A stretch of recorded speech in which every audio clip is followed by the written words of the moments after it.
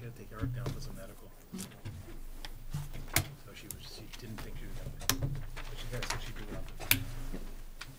All right, being 7 o'clock, I'd like to call this meeting the April 23rd, 2018 meeting of the Chelmsford Board of Selectmen Water. Please join me in a pledge of allegiance. I pledge allegiance to the flag of the United States of America and to the republic for which it stands, one nation, indivisible, with liberty and justice for all.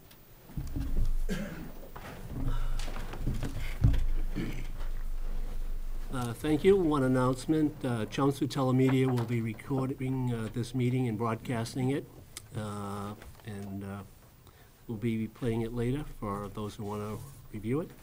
Are there any additional members of the press here today? Both the Lowell Sun and the Chelmsford Independent. Thank you. We'll begin with open session. Does anyone like to address the board on any matter? Please state your name and address. Good evening. Bill Askenberg, 185 Westford Street, and also the chair of the Friends of Roberts Field. I just wanted to give the board a brief update about our progress so far, and I won't take too much of your time. First, I'll lead with the headline. The headline is that we've been very successful with fundraising so far. We've raised about $35,000, both through sponsorships, grants, and as well. There's a third one too. Bricks, of course. Yeah, our buy a brick program has been very successful. We sold about 347 bricks so far. So there's a lot of folks in the community that are reaching out and wanting to put their name and leave their mark at Friendship Park with a custom engraved brick. We've also been very successful in finding a donation of labor to rebuild the new covered bridge entryway for the playground, which is pretty exciting. You know, we lost the other one during demolition of the last playground, but so we have a construction company that's donating all the labor, so we'll be working with the fundraising on that. But they have a really neat design that's really true to the covered bridge style with post and beam, and we'll be sharing a lot more about that coming up. We're also working on the natural play area design. Weston Nurseries is donating the cost of the design of that program.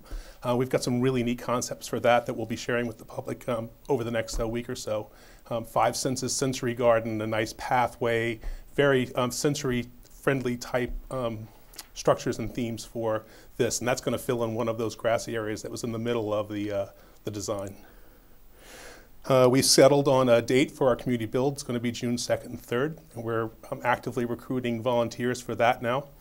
People can sign up for that at the friendsofrobertsfield.org and also at robertsfield.org.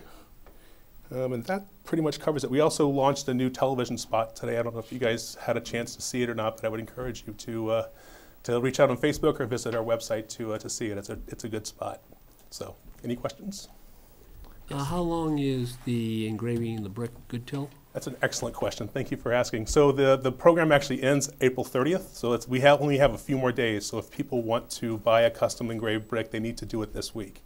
We are talking about the possibility of trying to extend it a few days, but we're running up against an installation timeline that's going to has to make a quick turnaround on that. So probably the end of this week.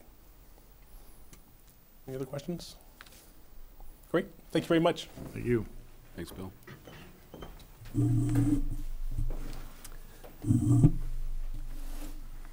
How we doing? David Houle, 50 Pine Hill Road. I'm also the president of Chelmsford Firefighters Local 1839, and I'm here to address the board in regards to a recent arbitration award that we were recently given.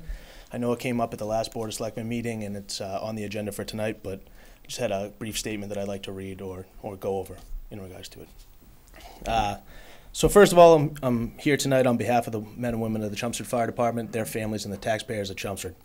You guys are well aware of the arbitration award and the staffing concerns that have come up.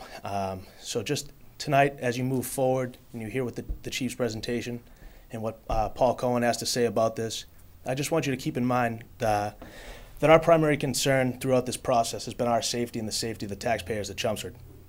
So whenever this information is brought before you, just keep that in the back of your mind that this is the critical need for us is safety. I'd also like to remind you that this isn't a new issue. In 1989, 1990, the Chelmsford Fire Department staffed 5 firefighters and a captain at headquarters. At Engine 2 up in North Chelmsford, they staff 3 firefighters at all times. Something's changed since then. I'm not sure what it is, but we're looking to get our staffing and our safety up to a level that's safe for us, excuse me, and the taxpayers. As I stated, this is not a new issue. Paul Cohen and Gary Ryan will tell you themselves. They've said it in numerous public forums and numerous presentations throughout the years that this is something that needs to be addressed. The chief himself called it a critical need in a February 2016 FinCom meeting. And here we are 2 years later with no change. And it finally got to a point where the firefighters of Chelmsford felt compelled enough to take this to an arbitration award. You know, Paul in his annual town report or his budget presentation points to an unmet need for staffing for the Chelmsford Fire Department. We can point back to 2015, 2014, some of those reports saying that we should be at 13.6 firefighters per shift, and we're at 11. All this information readily available on the town's website. I'm not making it up. I couldn't if I wanted to. But despite all these facts and an arbitration award to back them up, the first action that they're proposing is to close a fire station in Chelmsford. I think that's absurd. We're talking about a $200,000 to $250,000 expense. Mine, their numbers, not mine. And they're going to point to it as a budget decision. And trust me, the firefighters of Chelmsford, myself, and everybody else that was a part of this is very well aware of the budgetary constraints of the town of Chelmsford. We understand that it's a hot button issue and that money's not easily found around here. But I'd just like to point out a couple of things that we've noticed throughout this process that makes us think that this is a little bit disingenuous, that there might be a little bit more to this.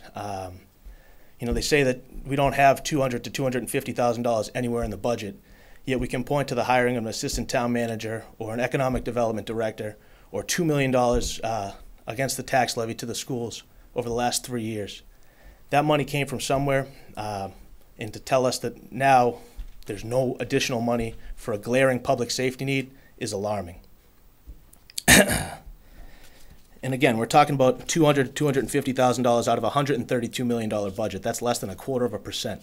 And I know this is going to be a revolving issue, and I know it's a long-term issue. And we've been more than willing to sit down and talk to the town and the chief about this. But as it comes down to it, they're not willing to meet with us. They don't want to talk to us about this, so this is what we have to do. I'm not happy about it. I think it's a little bit absurd. But the firefighters at Chelmsford, myself, and the rest of the executive board are going to do what it takes to bring this issue to light and to correct it.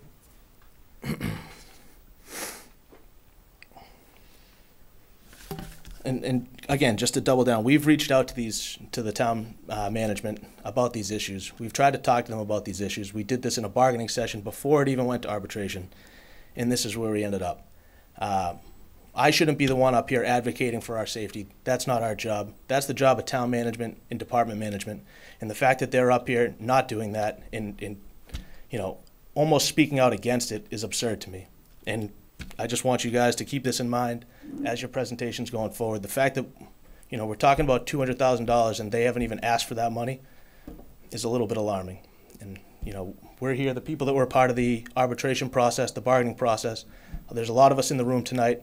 Our expert, Jay Fleming from Boston, who helped us out along the way, he's in the room tonight. We're more than happy to answer any questions that you guys may have.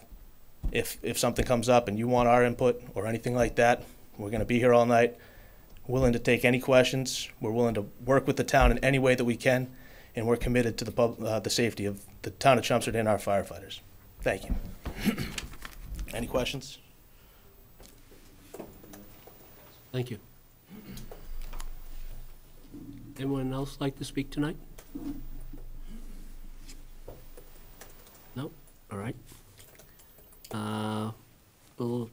Next is announcement of committee vacancies. So we have one open vacancy for Associate Member, Board of Appeals.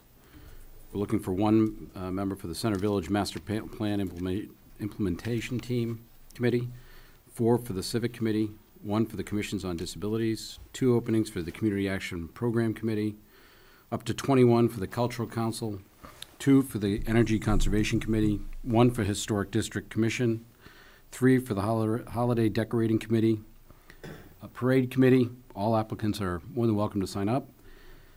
5 for Public Celebrations Committee, 1 for the Recycling Committee, 2 for the Sign Advisory Committee, 2 for the skate park committee, 1 for the tree committee, and 1 for the Vinyl Square Strategic Action Plan Committee.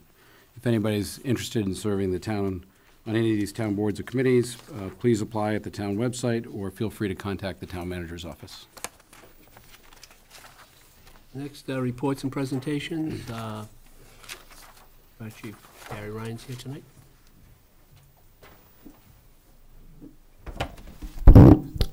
Good evening, Mr. Chairman, members of the board, Mr. Manager, Mr.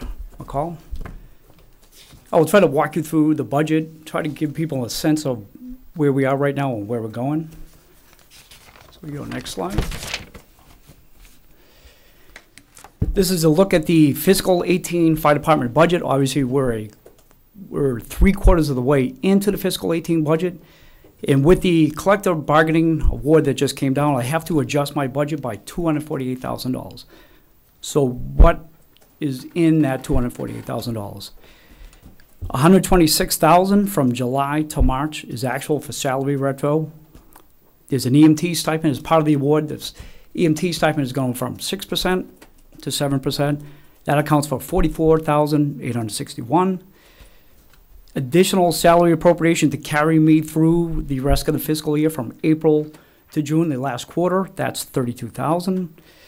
We have holiday pays that we have to pay. There's 11 holidays by the collective bargaining that we have to pay out.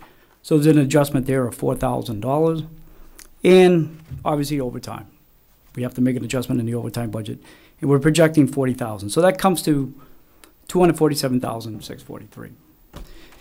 In the fiscal 19 budget, that's the budget I just went to the Finance Committee back in February to present. Personnel was $5,500,000 at the time, and obviously with this contract, I have to adjust it by an additional $424,000. So that means so the increase from fiscal 18 to fiscal 19 is $324,000 or a 5.43% increase. That maintains existing staffing levels at 63.5, which is 61 uniformed firefighters and 2.5 staff. Next. This is a look at our organizational chart. We have 4 groups or units, as we call them, each supervised by a captain. There are 13 firefighters assigned to each unit, so that gives us 52 firefighters, 7 captains. That's 4 captains assigned to a unit, 1 per unit, 2 captains in fire prevention and 1 in training. And then there's myself, the deputy chief, and then we have 2.5 staff. This is a look at the locations of our stations. They're geographically dispersed throughout town. Obviously, Engine 1 was built in 2014, the newest station. Engine 2, 35 Princeton Street North, is the oldest station, 62 years old. 3 over at Roberts Field. 4 was the newest station before we built this one next door. And Engine 5, of course, at 295 Acton Road.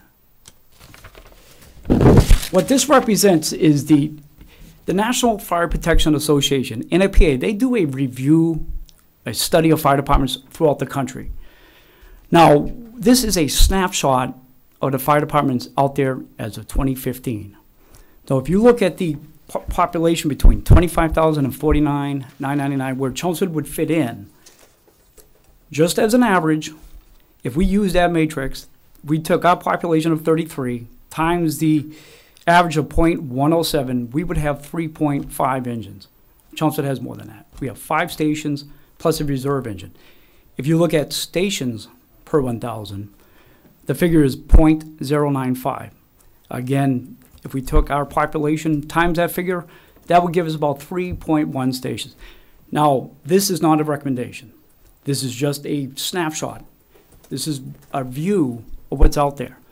Every community must decide for themselves what is an acceptable level of fire protection. So that's not an NFPA recommendation. That's kind of what exists at that time. In fact, they're updating that report, and we're in the process of doing it as I speak. We're doing it this week. This represents our current staffing configurations.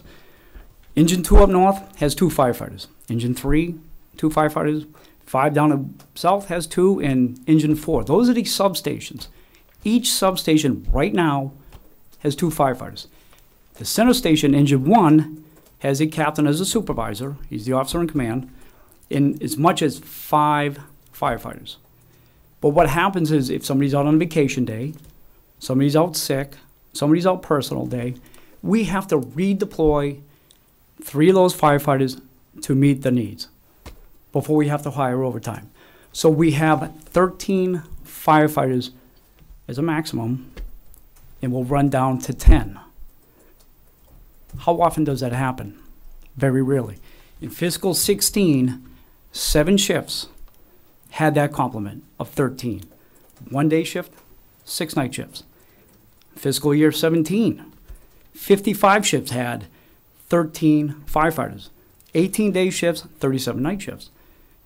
As of April 10th of this year, 21 shifts had 13 and 14 night shifts had that. So again, this is the current staffing configuration. That's going to change as a result of the arbitration award. Next. As I discussed, I went through the Finance Committee back in February. I think some of you might have been there. My budget has to be adjusted because of the cost of living agreements per the arbitration award. And also, I told you the stipend went up from 6% to 7%. So working with the finance team, the town manager, my budget's going to have to be adjusted up to $424,372 for fiscal 19.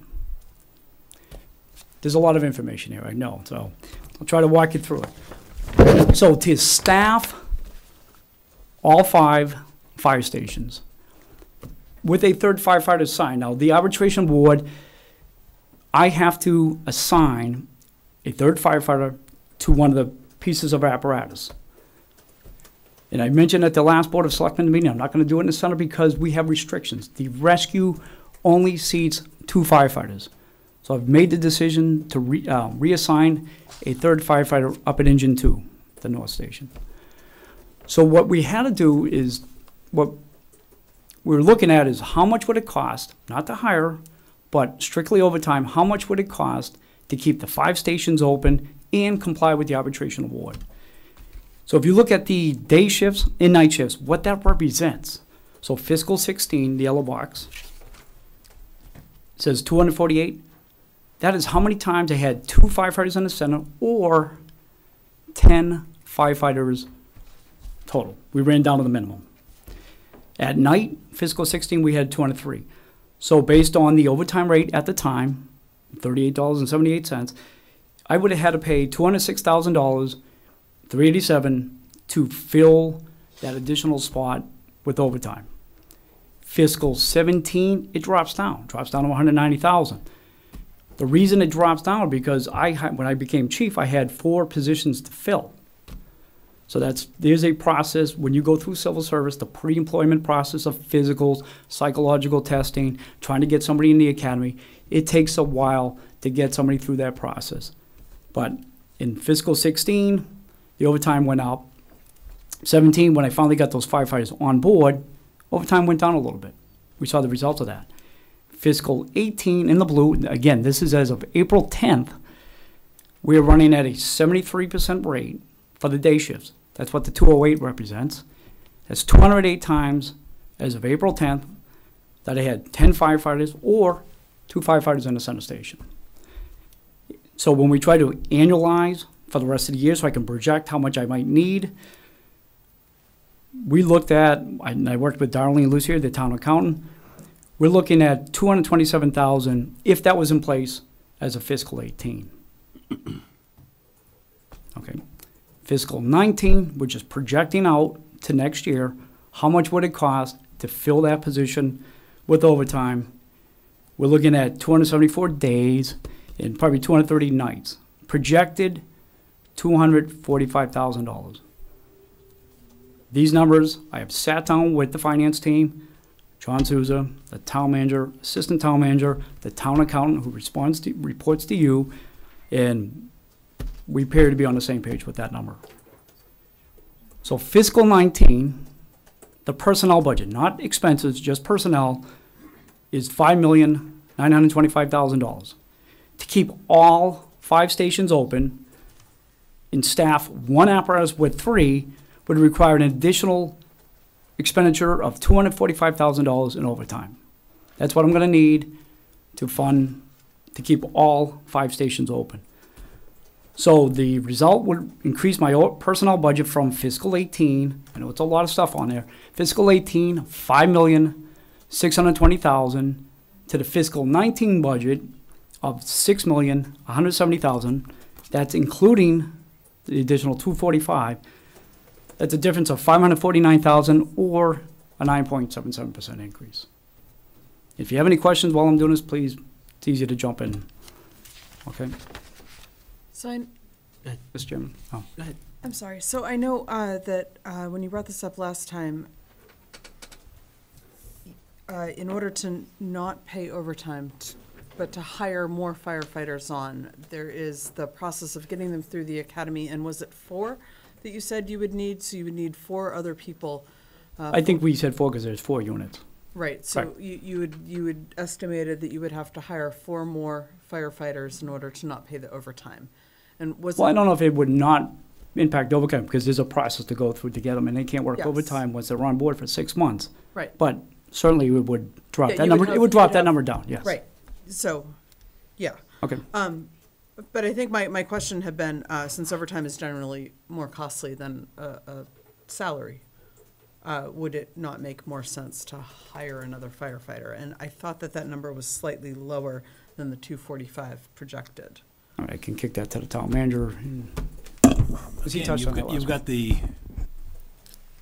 The benefits, retirement, right, everything. exactly. You've got to kick everything in. Plus, Yes. even if you have those 4, you still, some of those people are out on vacation and sick and so Yes. forth. Right. And then you've also got the unrealized costs of OPEB and so forth. It Yes. doesn't benefit you to bring on 4 additional people. In fact, the real cost of the town would actually be greater when you include the indirect costs and accrued costs such as your OPEB and pension liabilities. So yes, I mean you can take whichever number you'd like, and, but the bottom line is the most cost-effective way would be by staffing it with overtime. With overtime? Yeah. But Okay. it's as Gary noted earlier, the chief noted earlier, it's in essence a close call. But the problem is once you start factoring in your accrued costs, such as your pension and your OPEB liabilities, that's when you start going into the red. Okay, I know I asked for a couple of numbers the last time, and so could we get the number of all of those benefits estimated as part of a salary package? Like, can we look at that so that we can actually do some real long-term planning here?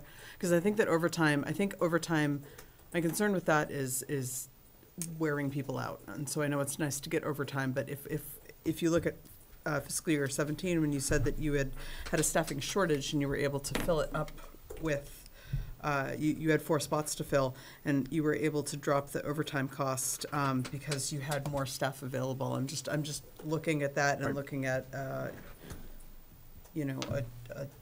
Mhm. difference. You do have the salary chart. I think Darlene gave Yes. that to you. Okay. Yes. Good. So yeah, and I've been trying to.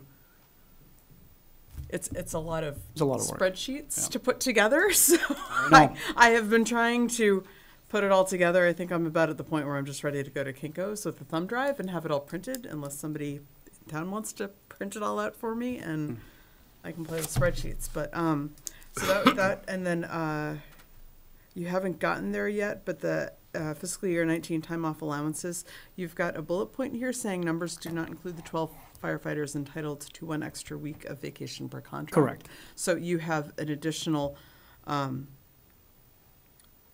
12 weeks of extra vacation. Correct. There's a provision within the contract that when you hit certain years, was it Yes. 5 years, 10 years, 15, by the Yes. contract that you get that one time, 1 week or 48 hours. So it's a one-time bonus. One time extra 1 week bonus on top of their regular. And I'll touch on when I get to that slide. So they get their normal 5 weeks or Yes. 4 weeks. But And if then they they hit get- that 5th year anniversary, 10th year anniversary, they will get an additional one time 48 In hours. fiscal year 19, there is an extra 12 of those Yes, weeks. correct. All right. That's it for right now.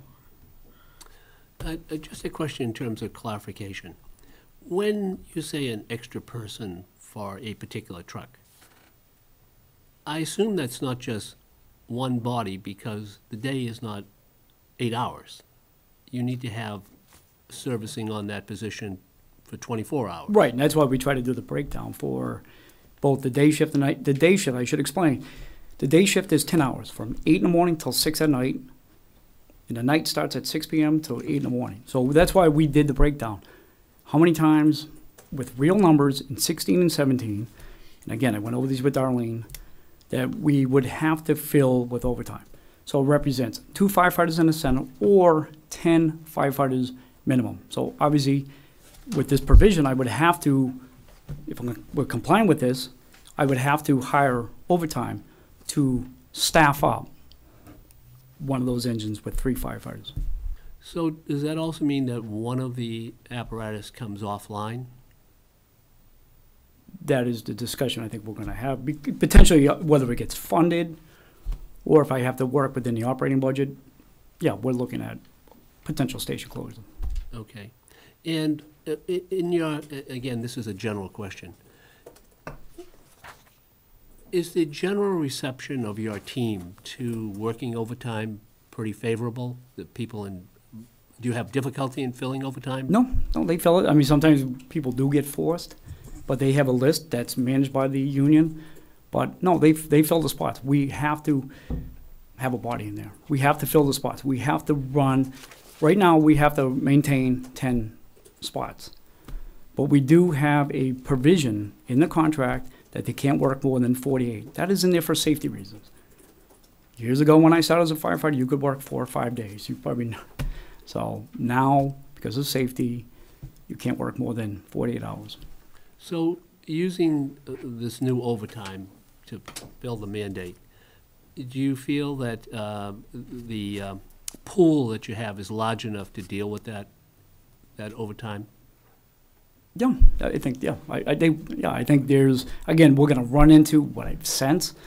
We'll run into more forces where somebody wants to go home, they don't want the overtime, so they'll get stuck, they'll be told they have to stay, but, yeah, I think we can do it within the budget. I mean, within the staffing level. So when you say they're told they have to work, Meaning if not they, voluntary at some point? they have a list, they go down the list, and it's by how many hours they have. The lowest number of hours will get called first. Who's available, who's not working. And if you exhaust that list, and we've had it happen this week during school vacation week, where they go down the list and they can't fill it, they have what they call a force list, and they will, the captain will look at the force list, see who's up, and say, you're not going home, you have to work. That's been in place since I've been as a firefighter, 25 years ago. And I understand that. How many times does that forced overtime list get triggered? Well, I don't have the numbers in front of me, but obviously more, probably in the summer, July and August with vacation. Sure. School vacation week, we've had a couple Sure. instances. But that list is not Couple? being maintained by me, but by the A union. couple, or it's something that happens on a regular event? Again, I don't have the numbers in front of me, but it does happen. I would like the numbers, please. Oh. Just to get a picture of what we're talking. If we're talking 1 to 2 during peak times, that's very different So than. you want the force list, how many times they get? Yeah, I Okay, just, no problem. on average, and, Sure. if you've got the precise numbers, if I can look at a spread and see what the outliers are and get an idea. Yep, and the just union what will the- help you with that, because Yeah. they maintain that list, I'm Right, sure they'll and get that to you. what the average Got it. is. Because also, when you're looking at forced overtime, again, you're looking at questions of exhaustion. You're looking at questions of not functioning at peak performance. Right, and which is why we had that 48-hour rule. that is on. an absolute safety concern, so. When we had the discussions during bargaining, we did not receive any concerns from the union about filling the overtime shifts. Okay, I just want the board to be clear to that, and that was never a concern. In fact, that was not a concern. In other words, they did not express a preference. Oh, we believe the town should hire additional firefighters. okay, In fact, the understanding was that it would be filled by overtime. okay. Another question, and again, it's not pointing any wrongdoing, it's just trying to gather information. In past years, has this issue of increasing the staff level on a particular vehicle, has that been part of the union's request in the past? That has probably been since I've been on the fire department, that has probably been probably the topic. You know, it's been, and I was a union member, and certainly that was the discussion to fill, whether it is fill each station, fill the center station, which I have asked for in the past, the center station. But certainly, yeah, that has not changed. That issue has been out there since I've been on for 25 years. So it just happens to be on this contract. This one went through to They the arbitration decided that process. The process said that it should be enacted at this point. That was the award. Well, that one person means you have to means you have to cover it for 168 hours, which is 4 men, right, basically? The one man that you're putting on the The truck. right. Yep. It's really 4, is it? Well, these are actual numbers. So that's why I broke it down to day shift, night shift. How many times we would have ran into that situation. So we have actual numbers for 16, 17, and up through April 10th of this year. We sat down with John and Darlene to just make sure these numbers were we're on the same page. So we're kind of comfortable with these numbers. So at our last meeting, you had suggested, and I think it was kind of more of a suggestion because there's not a lot of time to study this, obviously, since it came down. Sure. That in general, you felt that it should be at the north station where the extra personnel should be. Correct. And that the south would close. Can you just talk a little bit about that logic of how you came to that conclusion? Well, ideally, if I could, I would put that extra person in the center station. That is something I've asked for in the past. However, because of the restrictions of the rescue truck has seats for 2. That's it. So if they have an accident on 495, I can only put 2 people on there. And if I have the third person, what are they going to do? Right now, if I have 3 in the center station, 2 people can go on the rescue, and 1 can go with the officer in the command unit. If the officer is out, say if he's out dropping off supplies, what they will do is take the engine, respond to the accident, and I'll have an engine come in and pick up the rescue. But with this award, I can't put 3 personnel on the rescue. That's why I'm assigning them to Engine 2. Engine 2, with some of the numbers we'll go over, is the second busiest station. So that's why I decided to make that move. If the, why does Rescue 1 only have 2 seats if 3 is a better number? What am I missing about the difference between a rescue? Why does it only have 2? What- It's what- when they purchased it at the time, back in 2008. That was what they, the previous rescue, when I got hired, had 2 seats. Not saying that's the way to go forward, but that was what was in place at the time. So the chief at the time, when he went out for rescues, a lot of rescues only had 2. They had a jump seat in the back. The problem with the jump seat in the back with all the equipment, Yeah, the equipment has to be secured right. because, you don't Right. want somebody back there in an unsafe With the position. hose. So, Yeah, but certainly something we can look at down the road. okay, so, forgive my ignorance, I am not well-versed on fire trucks. So what's the difference between a rescue and an engine? The rescue That has could the have- set of jaws. Okay. It has certain, like the airbags. If we have a rollover, that's a piece of equipment we need at the scene. Has the Okay. jaws, airbags, certain equipment that you want at the scene. Okay, Speed, absorbents for, spills and things like that. okay, But you're more than welcome to come over and I'll happy to show you. sure, So, come on over. I'll bring the kids. There you go. Public safety in terms of, let's say, I'm just a layperson and let's say I live in South Chelmsford. And, public safety to me would mean that there's the fire department, there's the police department, and there's the ambulance service, which is separate, which is privately run in Correct. town. So if you were to close this station, am I correct in assuming that the response that I would have for any emergency that I needed from the police department will be the same that it is now? I don't see why that would change. All right, and ambulance would be the same? I assume be, that that yep. would be the same. Yep. So the only one that's affected is by fire, Correct. and is there many calls in relation to the amount of total calls that you make that it's really a fire call, that's something that, you know, is a specific that your team would need to address as opposed to the other two?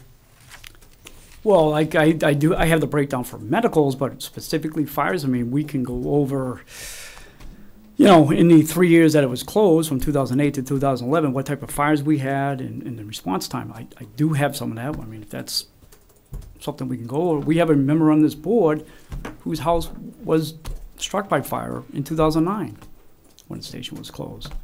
So. Did you have any idea of, on any given day, what that time is going to add to an average call by your team? Oh, let's take a look.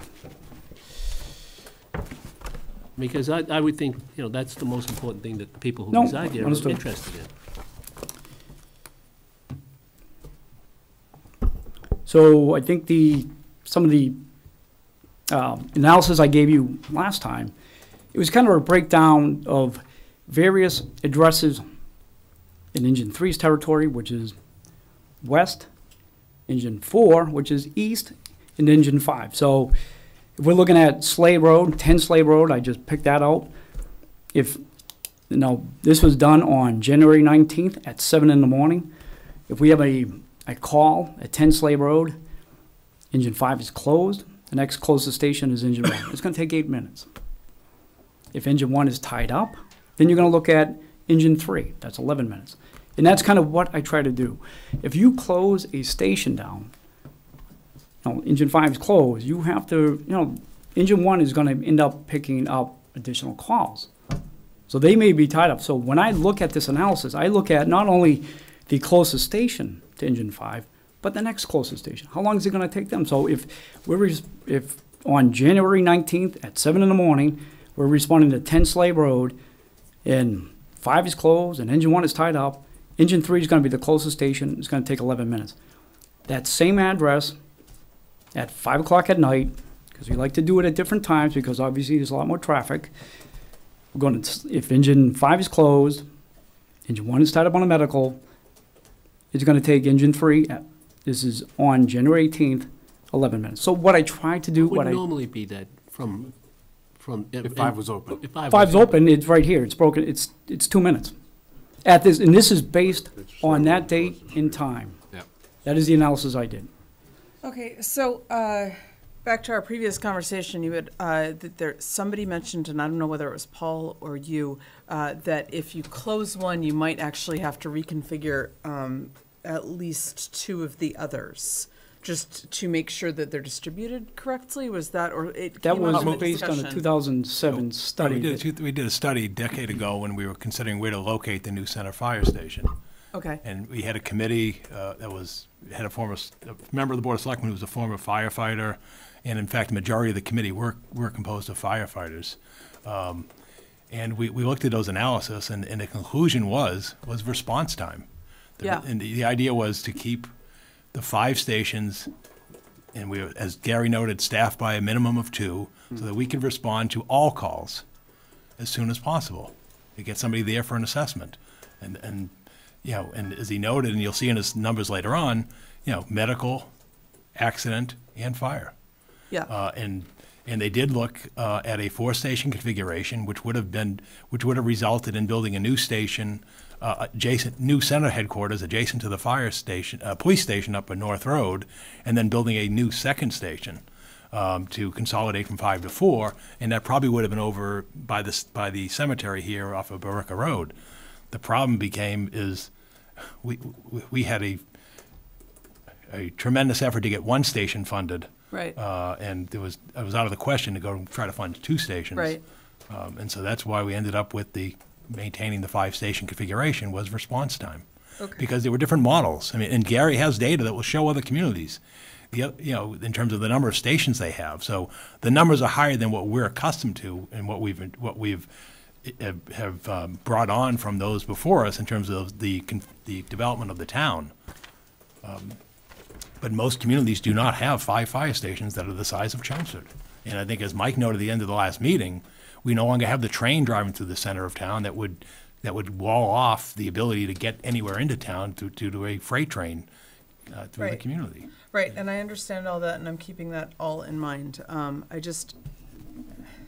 looking at these numbers,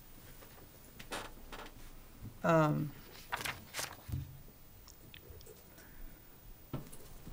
feel like the way they're spread out, I think that if we end up closing one instead of hiring more firefighters or finding a new revenue stream to pay for this, I think that the issue of going to a four-engine configuration is going to come up again. Well, the problem is the debt service on building a fire station. Yes, And and, that- and finding therefore the you're not- land for right, it. yeah, finding the and- land for it, exactly. Yeah, so, So you're not gonna come out ahead. That's no, and why it so, exists. so if,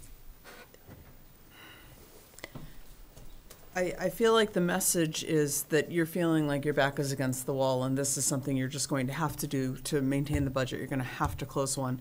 And,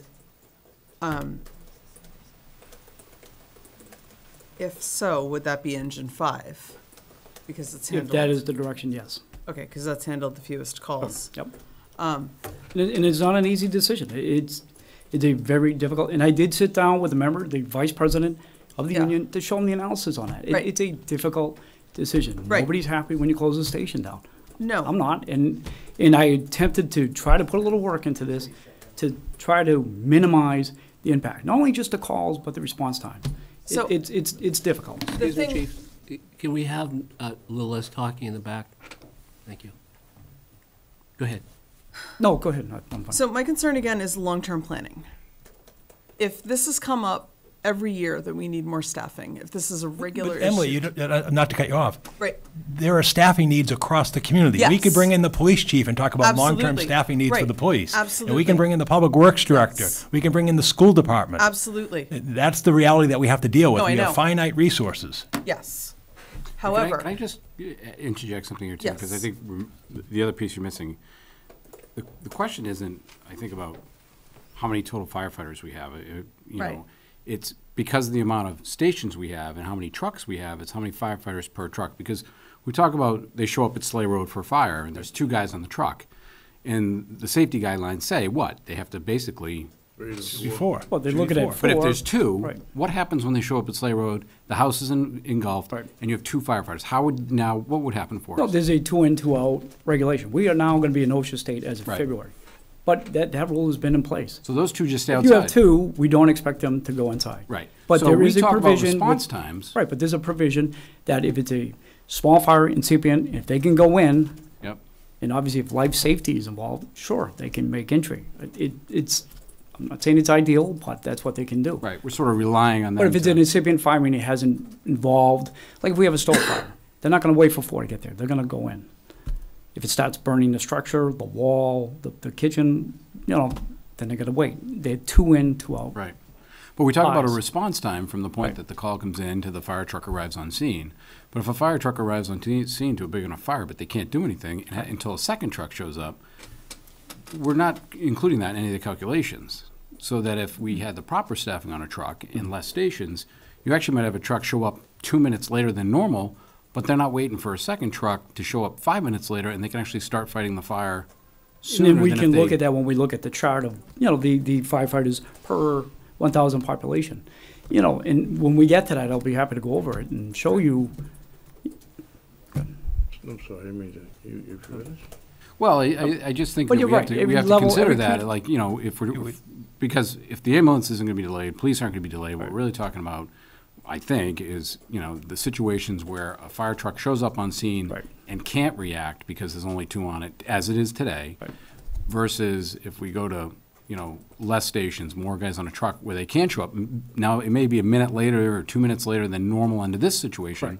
but it may be 5 or 7 minutes faster than a second truck showing up so that they can actually do something. A decision every community has to decide Yes. for themselves. And that's why when I did that NFPA profile, that's not a recommendation. That's just what exists in 2015. We're going through that process right now. We're involved in this update, the newest update Right. for NFPA, but that is a decision Chelmsford has to make for itself, like every community does. What is acceptable? What is the adequate level of fire protection that we want? Do we But- want less stations and more firefighters, or do you want better? That is the opportunity that the union had, that I had when we went to arbitration. We had that opportunity to make those discussions, to debate those points, and And we Here also are. we also had that opportunity when we decided on where to locate the new fire station 10 years ago. Yeah. Right. That was all done at that time. A question, for a call, is fire, police, and a ambulance, do they go to every call? How's that Well, it done? depends on the call. If it's a medical, certainly. If it's an accident, more than likely they'll have, because if there's an injury, or if the dispatchers at the 911 center, if they get an indication there's an injury, we're gonna send everybody. Police are going, fire department's going, Trinity's gonna go, and if it's a serious call, we're gonna have ALS go. What if it's a Or call you'll for have fire? Does police and For ambulance fire, yes, police will go, because if there's traffic, always, always, or fire? for fire, And ambulance? correct. All In right, case somebody gets hurt, you want the ambulance there. And they have a dedicated ambulance for our fires. all right. And they also have a water rehab van that they will bring at our request. All right, so let's say, for the sake of argument, that at some point Chelmsford had managed the ambulance service.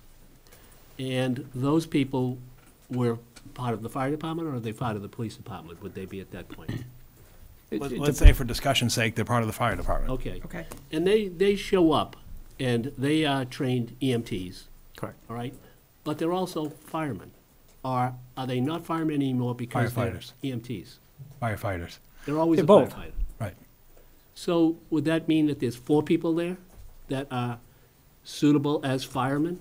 Firefighters. Again, this is just for the Well, the future. task that you're talking about would require, you would probably, we have a fire, obviously, we have a response, but we want to have a dedicated ambulance there in case somebody gets hurt. Okay. So that is part of the contract with Trinity. They will have a dedicated ambulance on scene of a fire in case somebody gets hurt. But I think what Or Glenn's even getting at is rehab. But there if was you a- were it was running a- an ambulance, you still would send an ambulance to a fire call. You have to. So if a That's Glenn's question. firefighter, 2 firefighters show up on an ambulance, and there's 2 firefighters on a truck, or 3, do those 2 ambulance firefighters count towards the 5 that actually could fight the fire? Or do they have to sit in the ambulance? Well, I mean, you might, if you have to use them for, I would say you would probably could use, if you needed them, if they had the equipment right there, you would use them for the fire. If it was critical for life, safety, if you meant the difference of getting somebody in and out of a building, sure, you're gonna use them at the fire. Well, and the only reason I bring it up is if you have to have 3 people on the truck, and you change Right. this formula so that 2 people showed up that are EMTs, but they're also firemen. Correct. Then you've satisfied the requirement of having 3 on the truck, because you've got 4 people there they're qualified. I mean, I I'm not sure. guess this is right. just If kind it's of. assigned to one apparatus and you've got 2 to an ambulance, I'm not sure you've got an extra. If you look at Westford, and we'll go over that, Westford will run down to 8 firefighters. They run 2 ALS ambulances. So if they get somebody going to Lowell General, they get somebody going to Emerson, they're down to 4 firefighters. So if they haven't, and you'll see my mutual aid, that if they have an incident, they're gonna try to get somebody back, but if they can't, they're gonna strike mutual aid. So it depends on your staffing. If you run an ambulance, you're gonna have to staff up. You're gonna have to. So, Westford has 10,000 fewer people, You 6 square miles bigger, runs about 1 million, 1.2 million less than ours. We assisted them 9 times.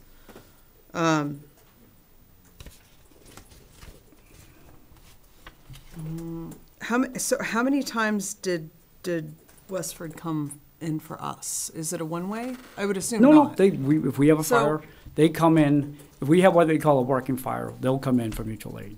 And just a clarification of not initials, what's the word I'm looking for? What does ALS stand for? ALS and BLS? Advanced life services, paramedics, Ambulance light services? advanced life services, And B? basic life services. Basic, okay. And so when it says ALS and BLS, are those town-run? Because then you have town ALS and then you have private, so. Right, so what I try to do is, obviously Chelmsford has Trinity, which is Right. private, Yes, and the only other one would be Marlboro. Drake it as well. I'm sorry, Drake as well, yeah, Yes. Drake has Trinity as well. Some fire departments have, an ambulance like Andover, they'll do BLS. Some, like Westford have ALS, some are transitioning from BLS to ALS, Okay. so. So does Andover not have ALS? I mean, they have basic. They're Goes to the basic, hospital, out of BLS. the hospital. Okay. So, Gary, when you did the response times, your average, your best response time is what, 4.5 minutes? That would be ideal? which address we, And from the main, from a station in its, well, I guess if we're talking from the. if it was a south station to, Right, if- so- within the south station area. If it was the west station, within the west station. No, right, obviously, if 10 Slade Road, there was a medical, Engine 5's the closest, it'll be there by this calculation, at this time, at this date, 3 minutes. Right, but what you try to do is get each station, I try to get a look Try to get at something how long it covered by would 4.5 take minutes, from right? each 5 station minutes. to get there, just in case Right. Engine 1's busy, 3's tied up, you have to look at the next right. closest. But I mean, in past years, we've always discussed a time, Response times? response time of Right. what would be ideal. Right, and that was an argument that we had the opportunity to present at arbitration. So, And they had their opportunity to present their staffing concerns. and what do they say, what does the book say, the perfect? Well, if you need, within a if you have somebody who has a reasonable cardiac minutes? event, you're trying to get a defibrillator to them within 4 minutes. Okay, so when you did the Center to Slay Road and you did West Chelmsford to Slay Road, right? Yep. I think they were both around 11 minutes, is that true? Engine 3 was 11, 4 was 12 minutes. And that's without, It says of 7 in the morning. Yeah, and it was consistent, 7 at 5 at night. all right, so I So- just, Yep. my concern would be, like everybody else's, I mean, to really, you know what I mean? It's not an easy situation, but response time to me is very important, you know, I mean, In the arbitration process, Yeah. gives both sides the opportunity to voice those concerns. And we had that opportunity, the award is down, so we're just here to present the facts. I got it. And Thinking a little bit out of the box,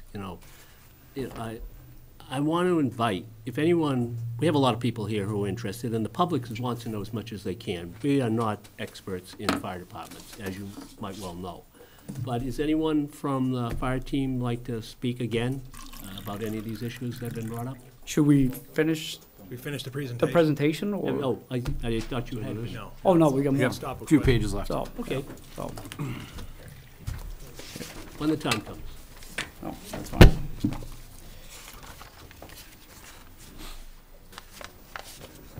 Next one? Next slide, right. Next slide, good.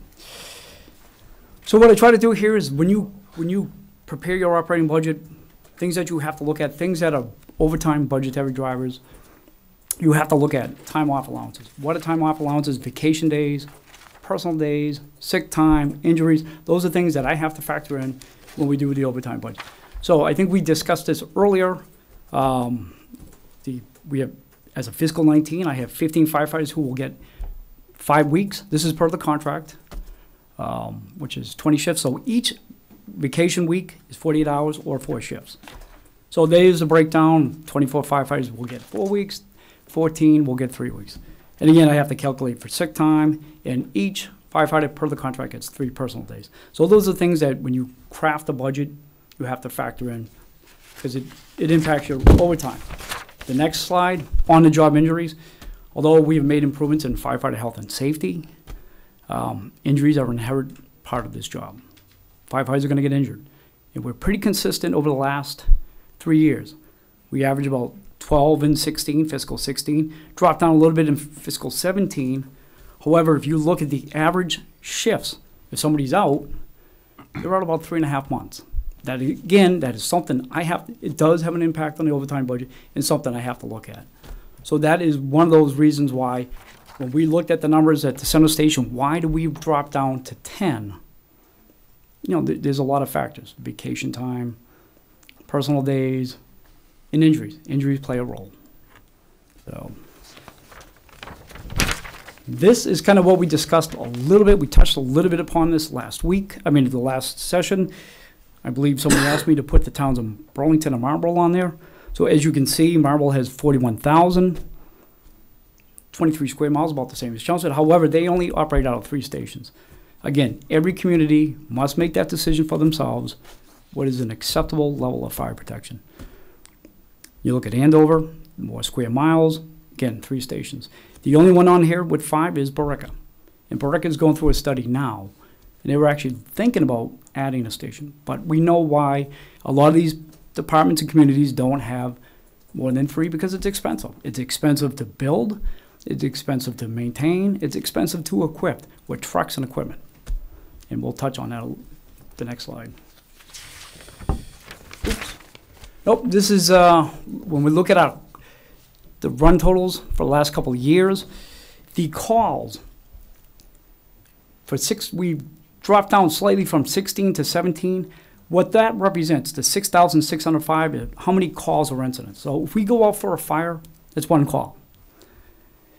The medicals, if anybody saw my finance presentation back in February, I talked about a study that UMass Boston funded that looked at communities across the Commonwealth. In Chelmsford, for seniors 65 and older, Chelmsford has an older population than our neighbors, than Middlesex County, than the state.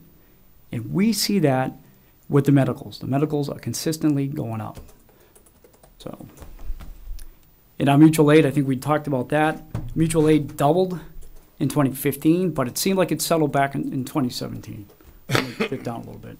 Gary, do you know how many times we've called in for mutual aid? Right, so that would be where we had the structure fires right around the 30. That would be Lowell, Westford, that would be coming in. But we called in 30 times. We called in right around 30 times. I don't have the number in front of me, but it's about, if we have a structure fire, if it's a significant structure fire, that's about how many times we would have to call mutual aid. They cover the stations. They would cover the stations, but Right. Westford would also come to the fire scene as a RIT team. Yeah. In case somebody goes down, we have to have a RIT team, which is a team dedicated to going in and rescuing a firefighter, a down firefighter. Right. So Sure. this here, if somebody's doing the math, I know it's going to add up. So I said 2017, we had 6,605 calls.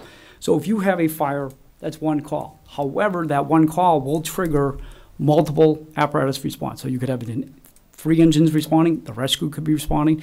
If you have an accident, the rescue could be going in the engine. So what this is, this paints kind of a clearer activity level of the different apparatus out there. So obviously, engine 1 with the engine, the ladder, the rescue, is the busiest station. 2 is the next busiest. And then 5 is the least. Is engine 1 roll almost every call? If it's a medical and engine 5's there, engine 5 will respond. If it's a car accident, they will respond. If it's a box alarm, they will respond. They respond on most calls. Engine So, 1. Engine 1, correct. So, the structure fire analysis, this is basically the number of fires reported to the state over the years. You can see we had some significant losses over the years, whether it's McDonald's or the Woodcrest fire back in 2013. If you look at 2014, 15, and 16, we averaged about $220,000 worth of loss. I can tell you the 2017 numbers haven't been released by the state. However, the one building fire that we had at the Parley building back in February 6th of 2017 is higher than that. That's probably about a $500,000 loss. So our 2017 numbers will be higher. And just to check, aside from the Woodcrest fire, which was $3.5 million, there was only $3,000 worth of damage with 8 fires in 2013? That is, again, this is generated from the state. Okay. So in a lot of these are estimates. Okay. Unless we get It's just, something. it was so much lower Right. at $3,000 when your average is much higher. Right. So when we built this firehouse next door in 2014, we opened the doors with a new engine and a new ladder. Fantastic. And then I was before this board, before the finance committee, before town meeting in fiscal 16 for emergency appropriation for funding for a new engine 2 for $650,000. But so we were fortunate when we opened the doors next door to have a ladder truck and a brand new engine. And obviously the funding in fiscal 16 for a new engine 2. Things haven't always been that way. if you look at 2007, the town realized that we had an aging apparatus fleet. So the town invested. 2007, got a new engine. 2008, we got a new engine, a new pickup truck, a rescue brush truck. 2009, a new engine and a new heavy rescue that responds to those accidents we were talking about earlier. A significant investment in 2 years. The issue that faces us, you extrapolate 15 years out, in 2023, 24, and fiscal 25, those vehicles, those pieces will need to be replaced. And if you take an average of 4.6% increase, and I just went before the capital committee for fiscal 2023, we're looking at $860,000, and it's going to go up. So, significant, large capital request that I will be making, but I just want to make you aware of it. This is one of the reasons when we look at those 3 stations, there's no surprise. It's expensive to maintain and buy the equipment and have it equipped with the NFPA compliant equipment on it. Hoses, Scott packs, gas meters. So, next. Speaking of capital, since fiscal 2011, this is a look at the investments in the Chelmsford Fire Department. So over $2,400,000 have been invested in capital since fiscal. And obviously the largest one is, you have the ladder at 1.2, the engine 7 replacement, and $88,000 for engine 4. We're going to be redoing the roof at engine 4 shortly. In addition, next slide, some additional funding and apparatus. Appropriations we've had, obviously the new fire headquarters is the big one. And again, the engine 6 replacement, which I came before this board back in fiscal 2016. So total, over $11 million invested in the fire department since fiscal 2011. So that's where I think this board, finance committee, obviously the town meeting residents, and obviously the voters for their support and funding in the Chelmsford Fire Department. Any additional questions?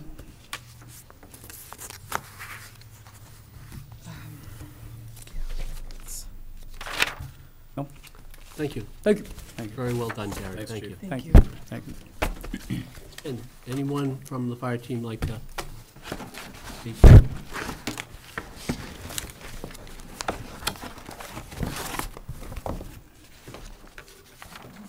And again, just want to caution you, we're not trying to have a debate here. We're just trying to get a better sense for the big picture. Sure, just a couple of things to clarify. Thank you.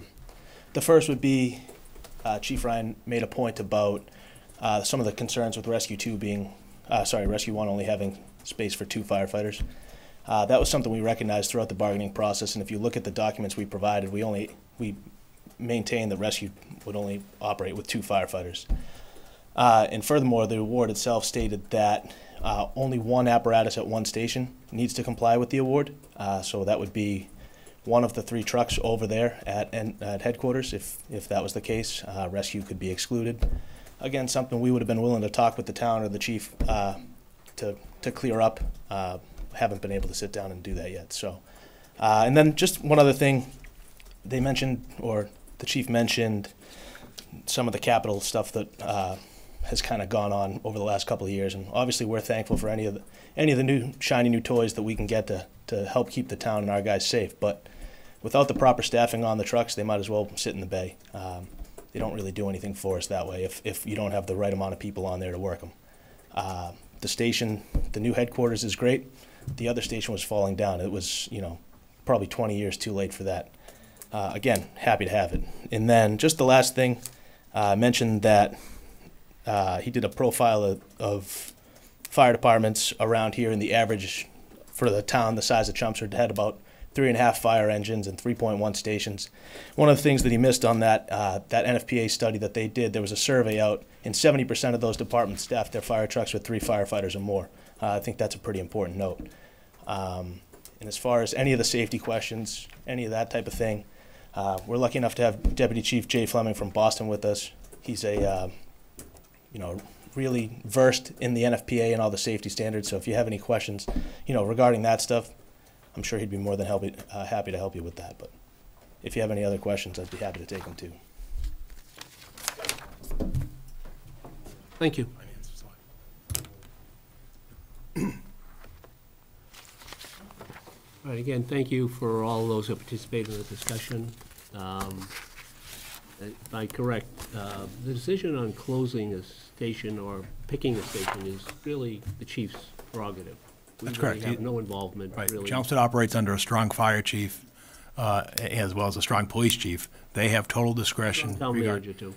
Right, but they have total discretion regarding the operations of the department. I cannot direct the chief how to staff the department. The Board of Selectmen cannot draft policies for the department. The management of the department falls under the purview, under the provisions of state law to the fire chief.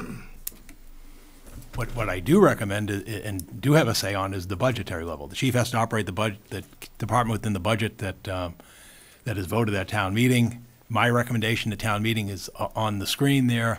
As the chief noted, there'll be a couple of articles. The first one has to do with the collective bargaining agreement. I will be recommending approval of the arbitration award at town meeting and seeking an appropriation of $358,000 under Article 2 for the firefighters' collective bargaining agreement. As noted there, 110 will be the retroactive as determined by the town accountant for fiscal year 17. And fiscal year 18, the estimate for the completion of the entire fiscal year, which would end this June 30th, will be an additional $248,000. So therefore, I'll be seeking the appropriation of $358,000 under that article. The funding source from that would come $178,000 from the Finance Committee Reserve Fund, and then $180,000 from the General Stabilization Fund. As we knew, and as you may recall, coming into the previous fiscal years, we knew we would have to settle this contract, as we will at some later date also have to settle the contracts with the two police unions. So we did put money into the stabilization fund, anticipating the agreements. That would complete the action under Article 2. When we now go to Article 6, which is the operating budget that starts this July 1 into June 30th, 2019, my recommended budget level at that point would be to staff the personnel line at a total of $5,925,275, which is a $304,000 increase from the adjusted FY18 budget that would have that 248 funded for the contract. So we're trying to compare apples to apples, not just you're comparing the end number without the interim contracts, years of the contract in between. So that comes out to a 5.41% increase in the fire department personnel. We've increased the expenditure budget by $20,000 to $170,000. So the total recommended budget that I'll be bringing to town meeting would be $6,295,275. And that, again, gets included in the aggregate public safety budget line for the community. The bottom of that page shows, it repeats what the numbers, if you can just slide that down, Mike. If the numbers that the chief mentioned earlier, that if we wanted to keep all the 5 stations open with a minimum of 1 apparatus staffed by 3 firefighters, the estimate would be an additional $245,000, and that would result in the fire department personnel budget increasing over the adjusted number for the current fiscal year by 9.77%, or $549,557. You're right, we run a $132 million operation. Obviously, we assembled the budget for the entire fiscal year, and as the board knows, we estimated the amount that would be needed. In the budget that I have before the community in the aggregate, I don't have the additional $245,000 in levy capacity to fund this contract, bearing full in mind that we still have 2 outstanding contracts to come that we anticipate would be done probably by fall town meeting in this fiscal year. And so that's the question. Again, we fully support the arbitration award, and we fully share the concerns for firefighter safety, much like it was during the recession and in other periods of the time. We just don't have, in terms of the trade-off, in terms of all the assets of the town has and all the service needs of the community, I recommend the number of 6,295,275. I will not be recommending the additional $245,000. This board will make a recommendation at town meeting a week from tonight. Finance Committee will make a recommendation at town meeting, and then the 162 reps will appropriate an amount to the operating budget. The end of the line is we're required under state law that when we set the tax rate next December, the town has to have a balanced budget. And it goes to the whole issue of what's sustainable going forward in terms of being able to cover your recurring costs with your recurring revenue.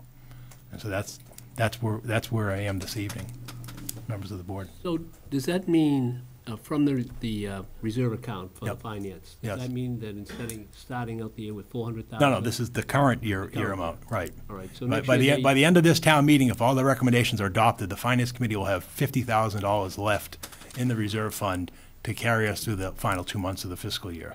And if those money is not expended, then it goes back to the general And then they fund. go back to 400,000. Right, there's a recommended appropriation for 400 for next year, which again is like 0.31% of the town's $132 million budget. Is it a fair thing to say that, given the history of the negotiations over the years, Mm-hmm. that the town pretty much anticipated where we might be when this arbitration was concluded, except for the one thing that's been brought up every year, never has passed, and that is additional staffing for the vehicle, and that's what caused the whole problem. Is that fair?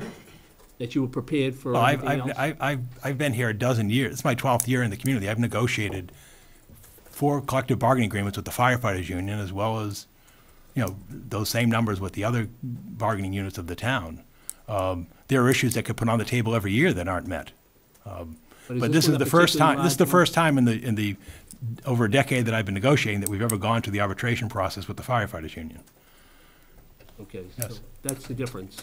That's the difference. This was decided by the Massachusetts Joint Labor Management Committee through an arbitration process, and that was the award. And again, we're duty bound to support that award, and we are supporting that award. I'm also duty bound to represent a responsible budget to the community that tries to balance all of the service needs from the community, from public safety to public health to public education, and recognizing our cost constraints of debt service, benefits, and so forth. So at this That's the point, finance recommendation. has not voted on this at Right, all. they will make a recommendation by town meeting. That's correct. And when are we gonna make a recommendation on this? You can do that this evening, or you can do this the night of town meeting. You have a tentative meeting scheduled a week from tonight prior to the town meeting session. So I have one more question. I know that we are trying to balance the budget with all of the diverse public service needs of the town. Is it possible that because this issue of firefighter staffing, where you have 70% of town staffing with 3 firefighters instead of 2, is it possible that the fire department is behind the others in terms of staffing? I don't believe so. Okay. I don't believe so. We could have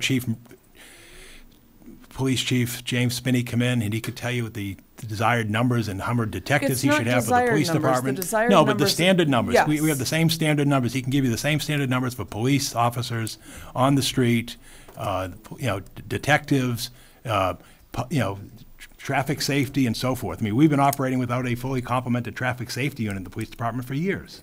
We all know that, and we hear the concerns about people driving through neighborhoods and so forth, and also about shift levels for the police department. So yes, we can hear that. We can also bring in, as I said earlier, our public works director. Right. How they're burdened with ongoing demands for maintenance and operations of the town and facilities, and on it goes. So, and I'm not being combative. No, but it's just the reality that I have to deal with Right, when I and assemble a budget. I understand. These are real questions. I'm Right. not gonna, so. What I would like to know is, what is the perception by the department chiefs of labor shortages? What is, Then let's have them come in here and address the board, because I've heard them every year in the budgetary process. They are frustrated as much as Yes. Chief Ryan is frustrated with his Yeah. staffing levels. right? It's the reality. We cannot sell an override in this community. We tried know. one 10 years ago. I It know. failed miserably. I've read. It failed miserably. My- We couldn't sell a new fire station when the other one was falling into the ground. It failed miserably. I know. Twice. And- Let me just say that, I recognize the I economics of the community. I recognize that, we don't have all the money in the world that we would like to have to staff as much as we like. It's a fine line between this and that. It's butter Exactly. or guns, back to basic economics. And that, you know, I think you found a way to work it into the budget. You know, it was a surprise in some ways, part of it. You know, I think that both the chief and the team that's here have, you know, expressed their feelings on it. I think both sides have legitimate arguments. But at the bottom line, you know, we're gonna have to make a recommendation on what we think is the best course of action for everyone. And that means everyone in the town. Right. And I think we need to, you know, call it a day now. I don't know how the feeling of the board wants to pass on this tonight or wait to another week or so. And, you know, before we have a vote, anyone have any feelings on that? That they're prepared to vote now or would rather put it off? I mean, I'm ready to vote tonight. I can vote now, but there are other that issues you I'd like I'm to ready to vote. investigate. Okay, how about you, George? I'd rather hold off.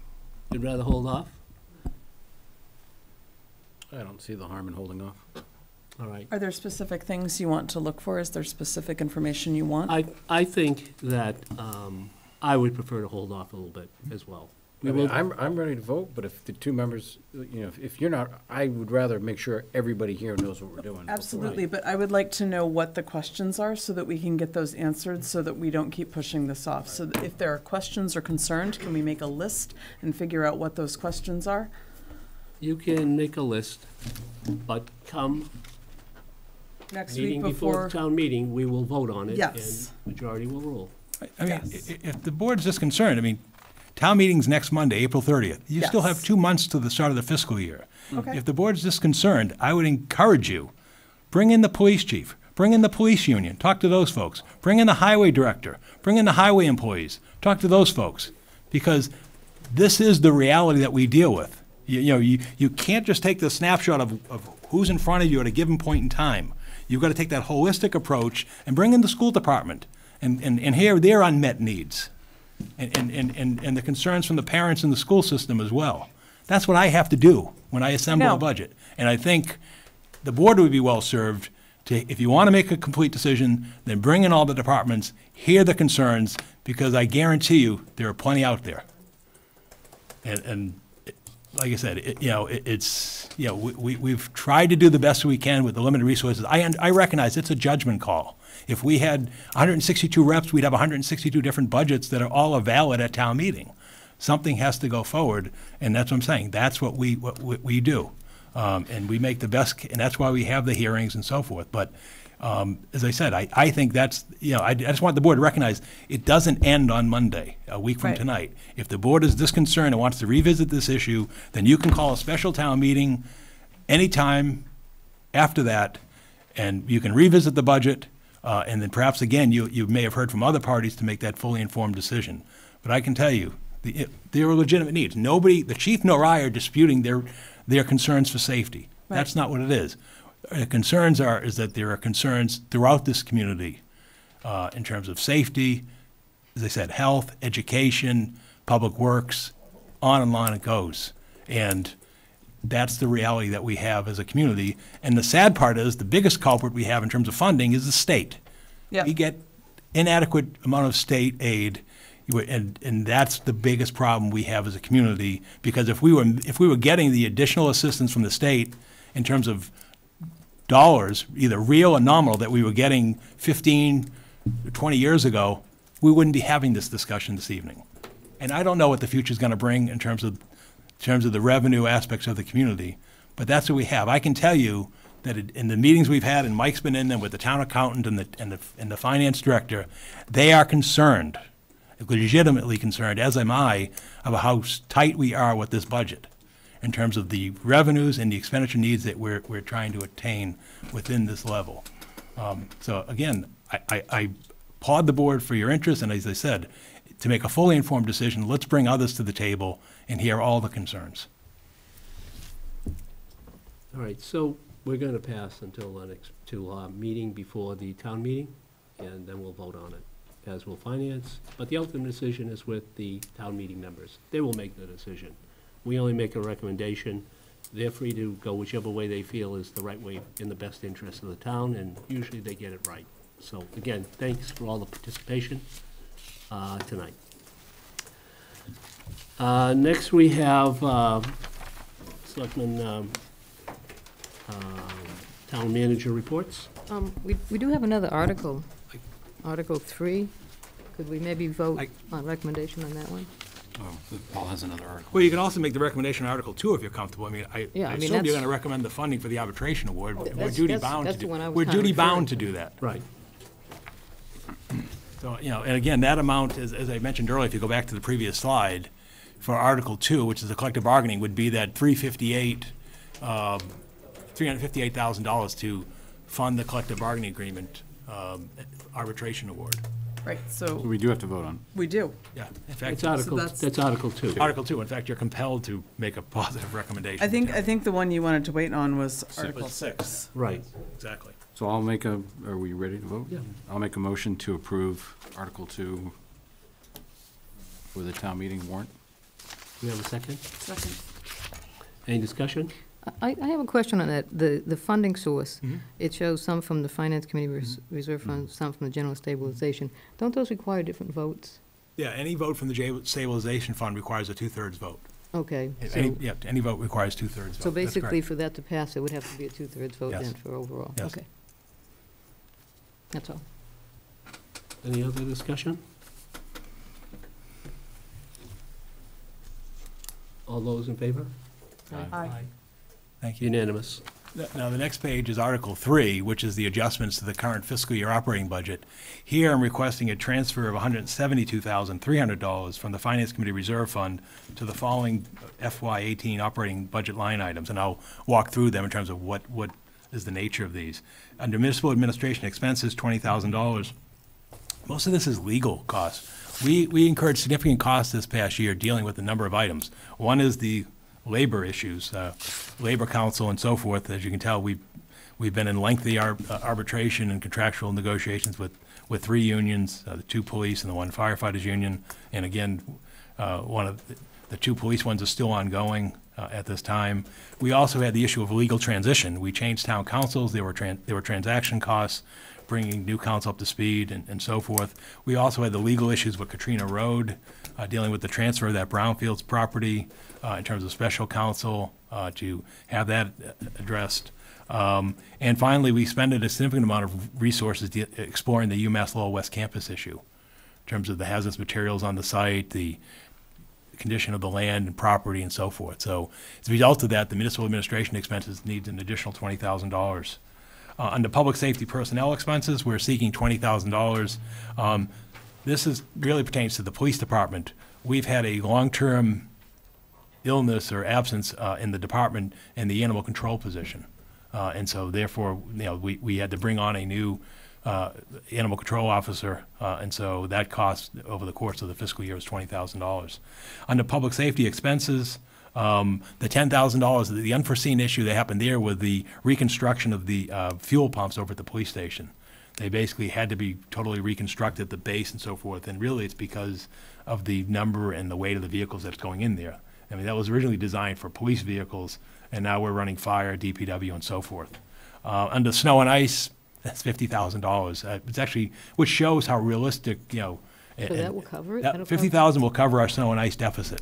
It's not over yet. It's not over, yeah, assuming it's over at this point. Well, that's impressive, I It's think. impressive, yeah, I mean, it was an icy winter, and then towards the end, it just wouldn't let go. But we were running really well in February when we had the February that was warmer than March situation. But at the end of the day, we ended up, and that's because we try to budget snow and ice realistically by keeping a rolling average of the last 5 years and using that as the appropriation.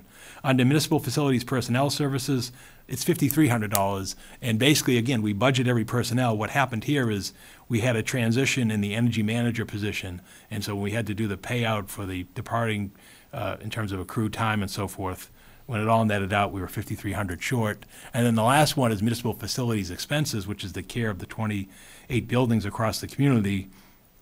There were a number of issues, particularly roofing issues that have to be addressed, and one of which was this building where we had significant wind shear damage and of the roof in this building and repair. And in fact, we'll be going to capital next year to replace the roofing on this building, and perhaps in hindsight, maybe we waited a year too long.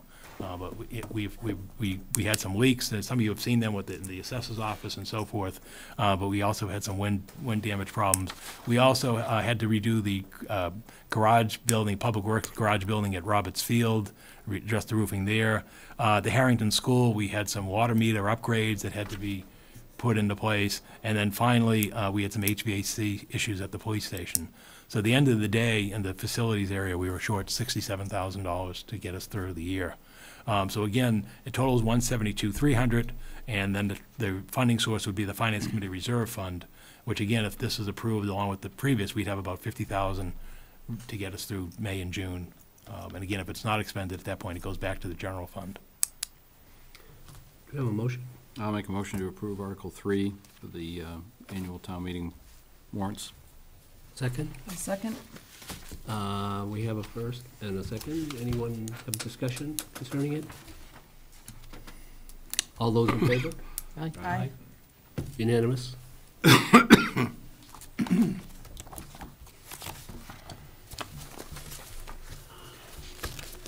All right. Does that only leave one warrant item now, Paul? Yeah, the only one that you is Article 6 at this point, Okay. the operating budget for the fire department. All right. Town manager reports. Yeah, the first one, again, just a number of items to go through to keep the board and the community up to date. The first one is the Northern Middlesex Council MPO regarding Transportation Improvement Plan. And the thing we put this on here for is to note that the traffic signalization project at the intersection of Chelmsford Street and Interstate 495 has been pushed off now to 2023. And my understanding, and Pat can probably speak better to this, and she's on the MPO for NIMCOG, is basically the state is lagging in terms of doing the front work to get these projects out the door. And Yeah, basically, that's it. And anything else you see up there that is located on a state road is probably going to be in the same situation, so they may be shifted down, which might give us an opportunity, if we have projects, to drop them in, so that we have about $8 million right now per year that's programmed over the entire region. I mean, I think Chelmsford does very well as far as claiming our fair share every year, and I'm glad to see that. So, you know, if anybody has any questions about that. Yeah, I think it's frustrating because people are going to, a couple years from now, they're going to be saying, why did you put the lights in on the interchange at North Road and not on Chelmsford Street first? Because obviously Chelmsford Street is very busy. And the reason is I think that really got carried by the fact they had to do the bridge deck replacement. Or I suspect we'd be in the same question where both of them are being put off. Those projects were merged into one. So it's just a and has been sequencing awarded. thing. Exactly. But again, it's disappointing because you're now looking at another 4 or 5 years before that's a tough, you know, you go by Chelmsford Street any time in the morning, that's a tough to get off of the off ramps into the community if you got to cross the lane of traffic. Now, what do you mean by if there are any projects you want to think that we could drop in?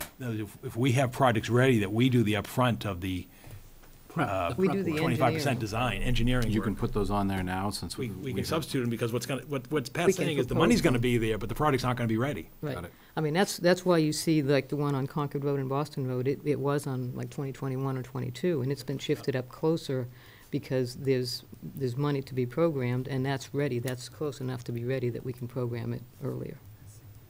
Well, so that's kind of nice. So, Yeah. although it's not great that the 110 got bumped down, some of the other ones also got bumped Right, up. but that's because we've got to take the initiative and funding expenditure to get those ready. Are there any other ones that you think you might want to squeeze in there? We are looking, as you know, we've got the River Neck and Barica Road reconfiguration, as Pat mentioned, the Concord Road and Boston Road. And then the other one that I'm working with Steve Youngley to get going would be the reconstruction of Chelmsford Street from Fletcher Street to the center, to the Four Corners. And basically improving that and getting that into better shape. So that's one we're looking at, including perhaps suppression of utilities at that same time. Always part of it. As part of it, yeah. So we're looking at those 3 projects right now. Is there a way to speed that up? No, Yeah. I think you might have misunderstood. Is that an effort to speed that? Like, if we Yeah, do that, exactly. and do the utilities at the same time, does that speed up the utility process? Oh, yeah, it would, yeah. Okay. Because you're basically telling them, look, we don't want to be Yeah, I'm digging not up the asking if road. there's a way to Yeah, speed it yeah, up. we're I'm just trying asking to, you, is yes. that the thought behind Yes. it? Okay, thank you. All I right. think Richardson Road and Princeton Street is probably as dangerous as any place, but Yeah, There's that's a way another we one. can- Point, yeah. That's another one. The traffic signal of Richardson and Princeton is, yeah. That is pretty We'll, deadly. we'll get right on it. Yeah, reconfigure that whole intersection. Someone's been hit over there, right? Well, you got three schools going in and out of there too, all the buses and everything else, which, I've seen a couple of accidents over the past few Yeah. years in that general Yeah. area. Because we talked about putting the sidewalks in and so forth by the dog park and so forth, but no question, in fact, yeah, definitely. Good call, George. Good call, okay. The next one is I just wanted to alert the community that we were served a litigation in this regarding, from Peggy Sullivan versus the town of Chelmsford. This is a former school employee who's suing for basically claiming a breach of contract that she was not fully compensated for her accrued time while she's here. We sent this to Insurance Council. They kicked it out as a non-coverable item. It's now being defended by the school department Labor Council. So I just wanted the board to be aware of that because we are named on a suit, and technically if a suit defaults to the community, you know, the town has to make the payment, and if you don't make the payment, town meeting, much like the adverse litigation we had a year ago, it goes right on the top of the tax levy and comes right out. The next one is the status of House Bill 4243, Home Rule petition regarding the town charter amendments. You remember, those were the ministerial ones that weren't on the ballot. There were language and reordering. The good news is I'm pleased to inform the board that last Friday, the governor signed into law House Bill 4243, it's now Chapter 76 of the Acts of 2018. And so that was approved by the House and the Senate on April 12th and signed on April 20th by Governor Baker. So that is now completed. This has been forwarded to the town clerk, which will now go into the general code update for the community. So with the updates from the ballot vote and now the accompanying home rule petition of the legislature, this bill, all the charter changes are enacted. So the ones that were on the ballot automatically became effective Yep. after the ballot was, Yep. after the vote was certified? Exactly. Okay. And so everything's in effect. State Rep Golden's office. Yep, so this is good, and we want, thank Mike and the efforts to get this done in place. The next thing I want to do is inform the board of our annual Massachusetts Sewer Rate Relief Fund distribution. John Souza submits this annually for the town, and many of you have been around here. It's not a huge amount, but we'll take every dollar we can get, so the town of Surprised we Chelmsford. still get anything. All right, the town of Chelmsford will get $6,423 and for sewer rate relief from the Commonwealth in fiscal year 2018. As you can see, most of the money goes to the MWRA. Of the $1.1 million, they get $944,000 of it because of the MWRA communities. But again, there's money there to be tabled. We'll just not leave it. And this is because of the amount of sewer we have? Yeah, it's the complex formula about how the state looks at, assesses the community in terms of need and the demographics and then the relief provided by the Commonwealth. So it gets forwarded every year, so we apply every year. And John Souza, as I said, does the legwork on that. The next item I have has to do with this Massachusetts Alcoholic Beverage Control Commission compliance check at Cask and Bottle, which is licensed by this board at 313 Littleton Road, on Monday, March 12th, 2018, at approximately 6:48 p.m. The ABCC compliance officers determined that there was an illegal sale of alcohol on the licensed premises to a person under the age of 21, and there'll be a hearing before the ABCC on Tuesday, May 25th at 11:30 a.m. So was again, that part of a check, or did they no, find they were out some other doing, way? no, I understand it was part of their compliance checks. So again, I'm just notifying you as the licensing authority. To my knowledge, this is the first infraction by this license holder. Have we had many of these in the past at all? I can't remember. one. Well, we had a restaurant that's. We had a sold restaurant, out. we had a restaurant a few years back, about 5 we or had 6 one. years ago. I thought I had one since I've been here. I don't remember one. I don't remember when the Okay, last that's year. great. Through the town, all right. What generally happens in this situation? On a first offense, they'll generally give a suspension, but hold it in sort of in abeyance if there's no, further infractions in the next year, then it would be expunged. But if you have multiple, then they suspend your license for a day or days, and ultimately can pull the license. Right. And then ultimately, the board can pull the license as well if you feel they're not a responsible license holder. Okay. The next one is the update on the $200,000 in state funding for the town center signage and wayfinding signage. I'm pleased to inform the board that, you remember we sent a letter to the governor, and then Representative Golden's office picked up the ball and got this moving. And so right now, we have a contact person, we have documents, contract documents going back and forth. So we will meet the state's efforts to try to have this money expended by June 30th, which is the end of the year, budget year.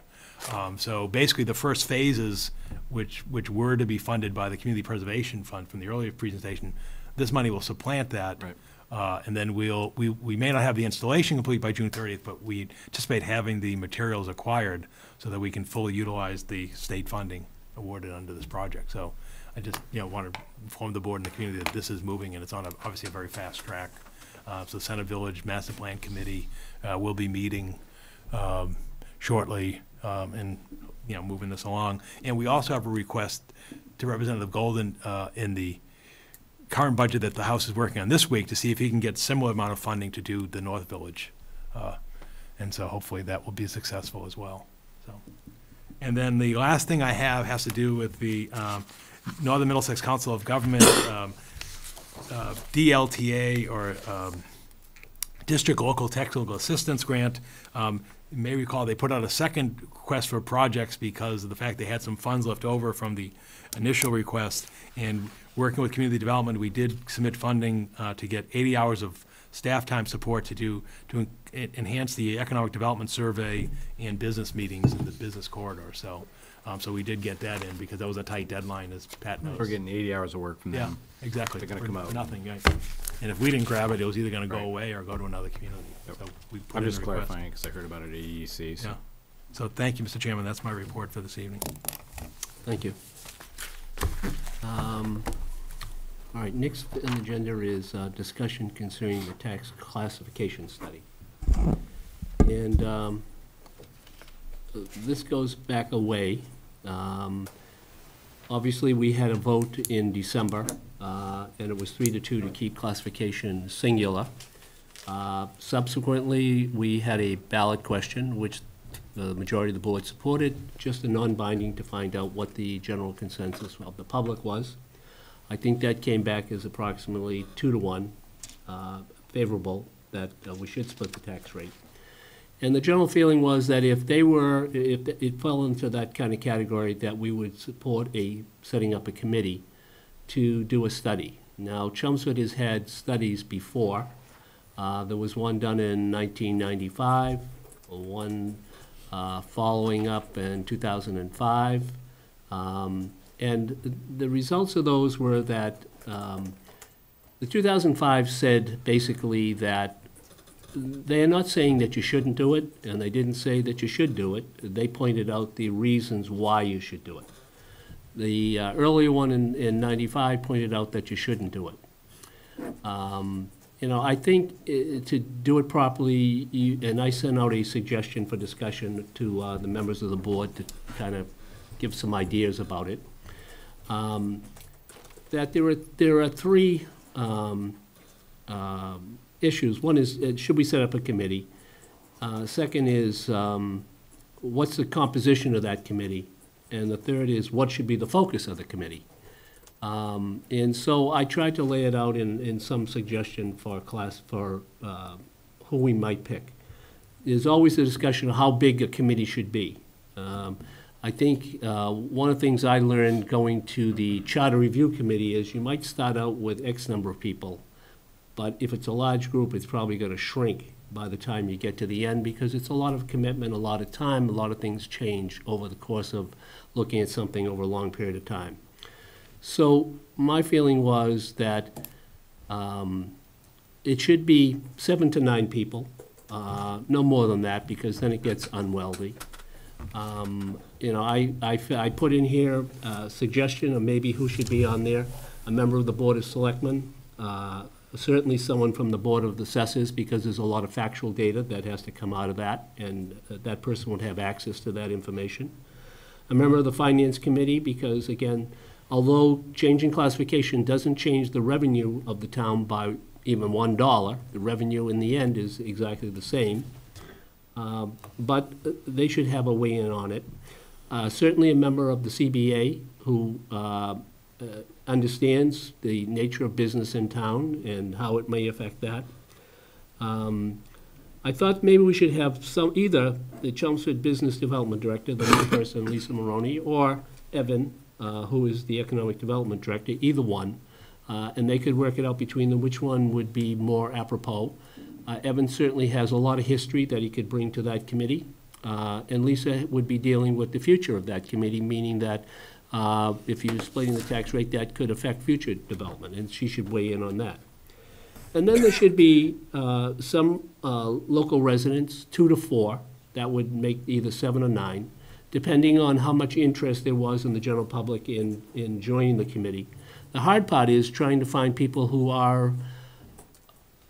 basically can look at the issue and not have a preconceived idea that is so etched in stone that they just can't see the daylight when they're standing out in the middle of the afternoon.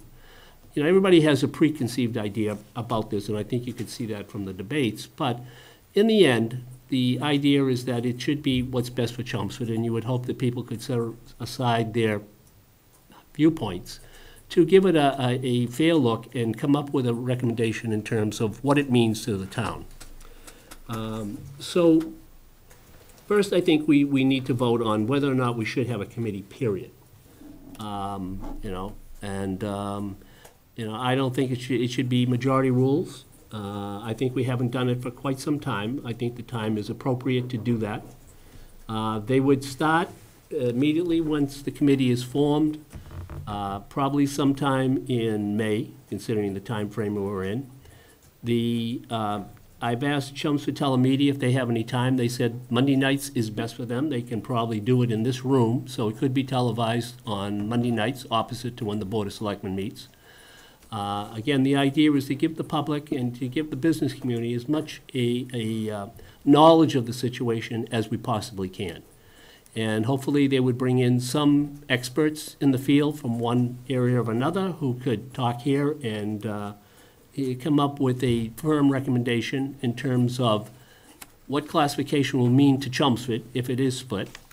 And that would need to be done by approximately December 3rd. We need to vote it on the first week, I think, correct?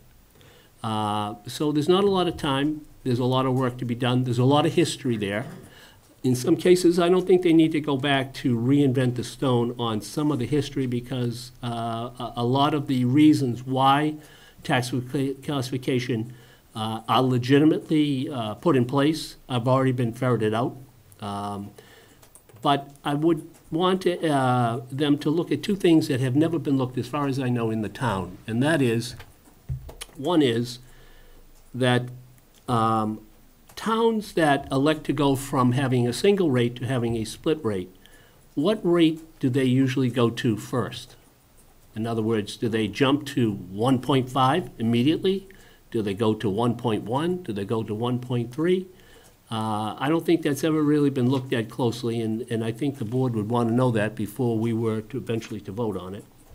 And the second thing is that, and I did not, and I apologize, I didn't put it on the discussion sheet that I had, and that is that when this came up, it was called Chapter 3 in 2004, in addition to saying that a split tax rate is okay if you want to do it, they also listed 9 special provisions that affected one kind of a group or another. Things like a residential exemption, an elderly tax deferral, a hardship tax deferral, and there are 9 of them, and it's listed in that Chapter 3 document. And I would want that committee to look at how those 9 things affected the average taxpayer, residential taxpayer in Chelmsford in 2004. And if you took those same 9 criteria and see how they affected their tax bill in 2017-18, to get some perspective on it, because it seemed to me when reading the document that there was a lot of thought put into splitting the rate, and there's probably a lot of hard feelings in some ways when coming out with that final decision of how it should be done or should it be done. So they put in these 9 special categories to try to lessen the burden on some people or another. it seemed that splitting the tax rate was like the nuclear solution. It's just going to even everything out. Or it's going to do some, for what some people feel, it's going to do some rights against some wrongs. But the 9 categories could be exercised as well, and they would tend to help the people who you may want to be helping with a split rate, but doing it in a different way so it's not as harsh on the business community. So I think that they need to look at those 9 things and come back and say, in 1984, they represented this. For example, one of them said that they wanted to give an exemption, for example, to a senior, let's say, of $500. Well, the average tax rate, and it says in the report, the average tax rate in 2004 in the state was like $1,000. So that was worth $500. That's half your tax rate. Great. Well, is it still $500? And if it is still $500, the average tax rate in Chelmsford now is $7,000. So it's not relative anymore. That has not kept pace with the way the world has gone forward. So I think they need to look at that as well. Those 2 categories, again, have never been studied before. I think they need to focus that and to educate the board. So I don't know if anyone wants to add anything to that, their feelings on it. Anyone? George, you have anything to say? Oh, I think you covered most of it. It's basically a recommendation because the board here has to make the final decision. Right. We're just looking to be as educated as we can possibly be educated. How do you feel about it? Seems want to add? reasonable, yeah. Ken? I am good with it. Yeah, I agree with what George said, that I think we'd be looking not necessarily for a recommendation from that committee, but for just a comprehensive report, including the non-financial impacts on, on what that would cost. And that's the part that is, I think, most fearful for whether you're favorable of split rate or not, is the facts are the facts, and they are there to be seen and to be believed. But the innuendo of, I'm looking at this glass of milk and I say it's half full, but somebody else can, from their position, look at it and say, oh no, it's half empty. And I think the committee needs to try to ferret some of that out if they can, so that everybody can look at it in a fair way. And again, so that it will take them some time, it will take them work, there'll be a report generated at the end, which will probably be fairly comprehensive. Doesn't need to be gone with the wind, but something substantial. And I would hope that in the end, from what we agreed to here tonight, that people who are interested in being a public at large person can go to the website and apply as they do to any other committee. The other thing I would hope is that they are not someone who's been on Facebook going crazy on one side or the other. We're trying to look at people who can have an opinion, but not so polarized that they can't look at it and do a fair job on it.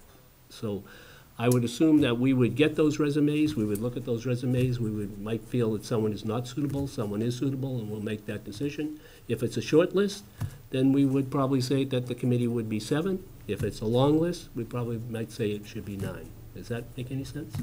Well, I know a lot before, when we've done ad hoc committees, sometimes we've had each committee member appoint a person, which I think makes it fair, because then if they do have a certain,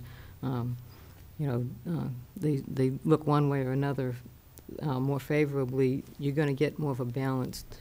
Each committee member appoint a person? Each Board of Selectmen member? Each Board of Selectmen member appoint I think that has a lot of merit, but in this case, I would prefer that the board vote as a group on each member, because that way we would be more likely to ensure that people who are not polarized are not put on the committee.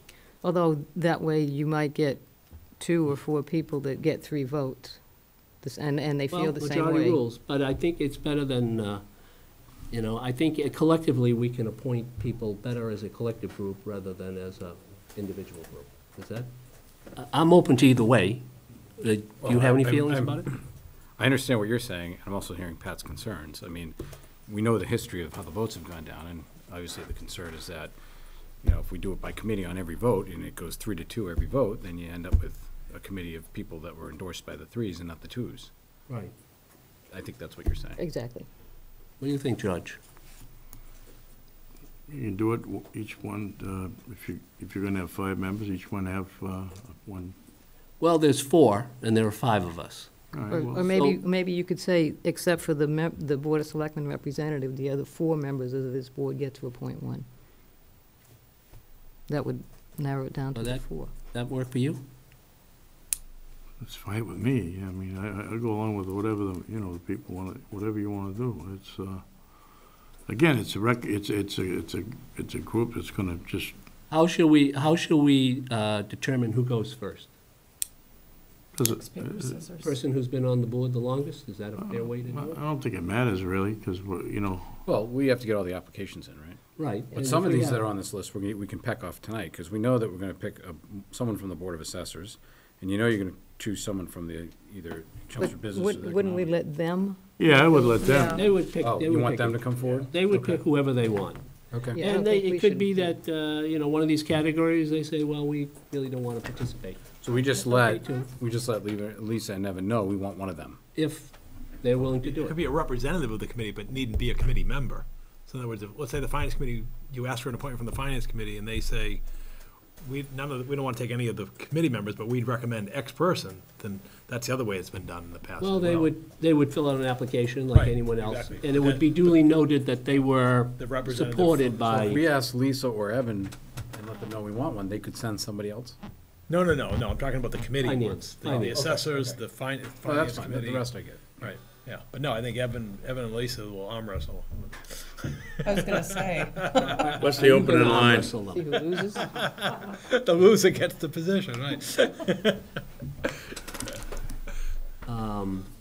So, I think we're in agreement that we'll have, everyone will pick one, other than the person who we elect as our person to that committee.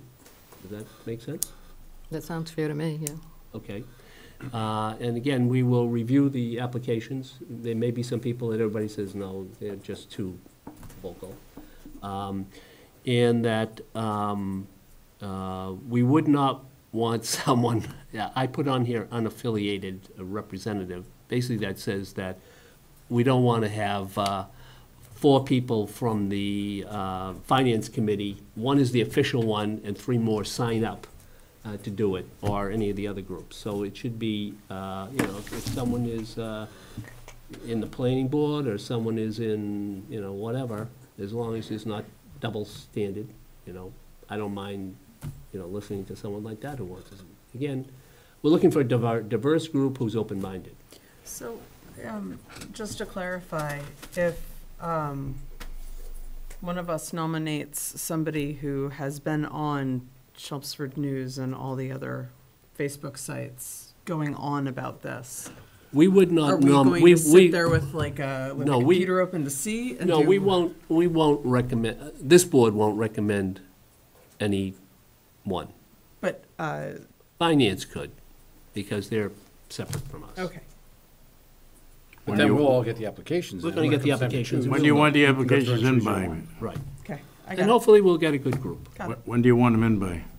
by our next regular So schedule. like meeting. May 10th? Yeah, your next regular scheduled meeting is in 3 weeks on And May we would want 14th. them So if you in, had them in by the 9th. A couple of days yeah, before that yeah, review. Wednesday before, the Wednesday the 9th, and they can go in the packets on Thursday the 10th.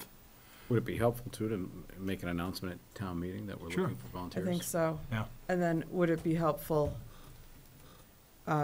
to have a short work session to go through? Or are Well, we just what gonna I- come out what with I- our final two? If Or everyone is in agreement, you know, I would put what is in this suggested document, which kind of says what they're supposed to do. The only thing I would add to this is, again, this investigation of the 9 categories that were subcategories of Chapter 3 that are going to be investigated. So if you could get us that finalized language, we'll post it. Also, do you want us to invite the applicants to attend the meeting on the 14th? I mean, you're gonna, I think Have any interaction that with they them? are, they can be invited, they're not mandatory to Okay, come, but okay. obviously if they're very committed, they might come in. can't keep them away. No, but I'm just saying, I didn't know if you wanted to interview them or just have a discussion with the No, applicants, you or how you, okay. There are a lot of very qualified Okay, people all in town, and, Wanted to hear from them. you know, I think that many of them speak well, and if we have newcomers, all great too, if they can say why they want to do this, and, you know, whether it's in print or in person, great. And I think we'll all look at it with an open mind and try to come up with a fair group. So when we're sitting up here, are we going through resumes as we're up No, you here? should be looking at them in the packet that comes out, like on Wednesday or Thursday. And then, so we'll say applicant 1, 3, and 6? No, you can say the names, it'll be public record. Okay, So you can't withhold the names. right. So, yeah, you just have a discussion of what you have, what you feel. Okay. I mean, I wouldn't have a problem saying, I don't think this person should be appropriate because they've been just too far out, either for or against. And I don't think anyone else would have that problem. We're trying to be fair. We're trying to be transparent. That's what it was all about. I feel like to be we're as picking a jury. transparent. I know, it feels like a huge thing. No, it'll be fine. All right. Just trying to As figure long out as the we all do process. what's best for the Remember, town. it'll be there are fine. two questions that we have to answer in December, and that's the real question. The two questions are, should we split the tax rate? And the second one is, if we do split the tax rate, at what rate it should be. And we'd be not doing our due diligence in terms of the public if we didn't try to educate ourselves as much as we could on everything that has to do with that, historically and going forward. And I think that's what we're trying to do. So I guess first I'm looking for a vote, should we form a committee? I would like to make a motion to form a committee to investigate and to educate based on the tax rates in the town. Have a second? I second. All those in favor? Aye. Unanimous? You said yes, George? Okay. Secondly, that the committee should be formed of 7 to 9 people, and that we would form it based on the criteria that we listed in the general discussion document. Have a motion for that? I would make a motion to approve the format that's been laid out in the discussion for formation of the committee. Do you have a second? I second. Discussion? All those in favor? Aye. Aye. Unanimous? No, I guess it's too late now.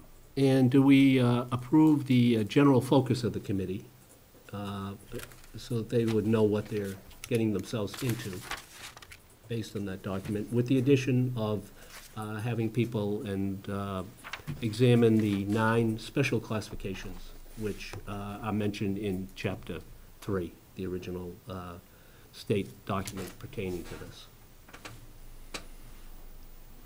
Sorry, I'm just still reading what's on. Again, it's not a mission statement. They will form their own mission statement, but they should have some idea of what they'll be looking at. So you want a motion to approve? Well, not really approve, but Direct the committee? Direct. Yeah. you want, okay, a motion to direct the committee and their purpose. That's all. Do we have a second? Second. Discussion? All those in favor? Aye. Again, unanimous. All right, thank you. I will get you a revision on We that have a- call. We have a question in the back. I don't know if we're taking questions, but. Yes, Gotta come Just to gotta the come up mic. to the microphone. who are you?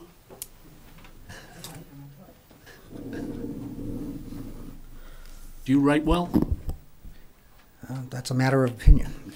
Sam Chase, Chairman of the Board of Assessors.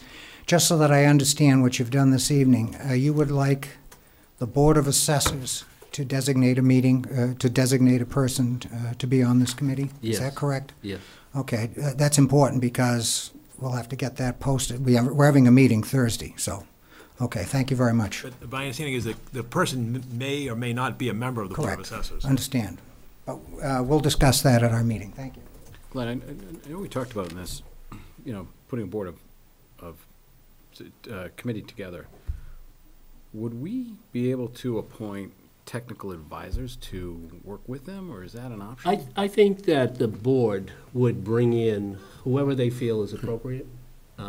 You know, someone that, you know, I have seen speak, and they've touched on the topic, but have knowledge of what it means to a town, is someone like Peter Molino, who is from state revenue, would have some idea of what that would mean.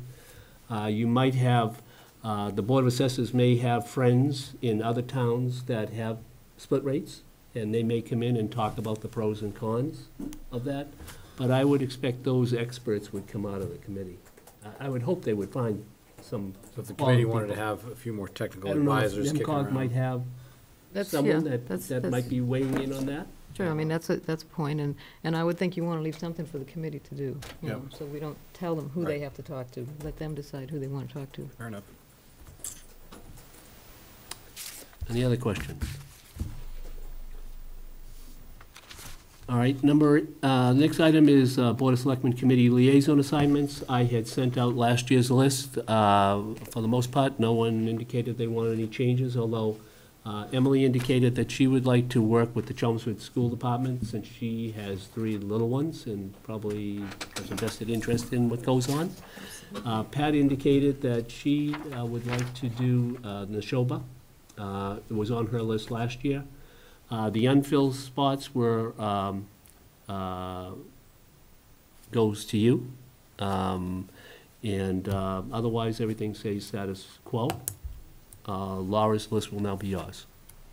Anyone Couple- have any questions about that? Not really questions, more comments, and, well, maybe questions for Paul. Paul, so in the last year, I sat on the Agricultural Commission Hmm. as a liaison. Yeah. Did they meet? No. Never got any notice for him. Well, they never met last They year. never met. All right, Insurance He did a Advisory. great You gotta job, plant the seed. so to speak. Insurance Advisory. Yeah. How did they never meet? They only meet as needed, much, yeah. So they didn't need him. No. Okay. I'm appointed to the Civic Committee. Right. We're always looking for a few men, women to join that, but we haven't had them.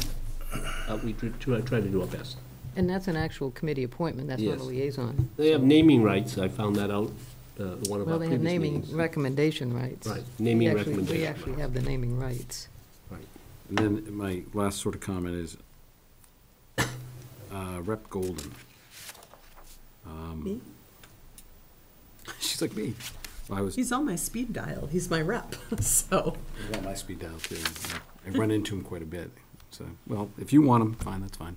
Whatever. Doesn't mean you can't talk to him. No, I know. Did you acquiesce to his, Well, would that mean I take Rep Atkins? Well, she's Not even gone, gonna be but there, she's she- retiring. Right, yeah. so Rep Atkins' replacement, Yeah. whoever that's going to be? Yeah. sometimes it's better to start with new. Sure, whatever, That work for you? fair enough. All right, Thank you for make that. that notation. Thank you.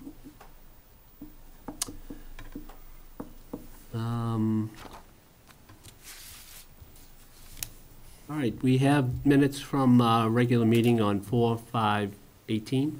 Does anyone- Just while we're on the liaison assignment, just a note, the NEMCOG bylaws do require that the vote for the selectmen's NEMCOG representative be a vote of the entire Board of Selectmen, All right, so. so do we have I a, will make a motion to appoint Pat as our selectman liaison to NEMCOG. do we have a second? I'll second that. We have a first and second. Any discussion? I think she's done a great job, what I've seen over the last year. Chair. That's right. She's the chair. All right, all those in favor? Aye. Aye. Unanimous. All right, again, we have meeting minutes from 4/5/18. Does anyone have any changes they noted? Very recent Yep. meeting. Sometimes they're way behind, it's hard to remember, but this one is very recent. We have a motion to accept it? I will make a motion to accept the meeting minutes from April 5th, 2018, that took place at 6 PM. A Do we have- second? Any discussion? All those in favor? Aye. Aye. Unanimous?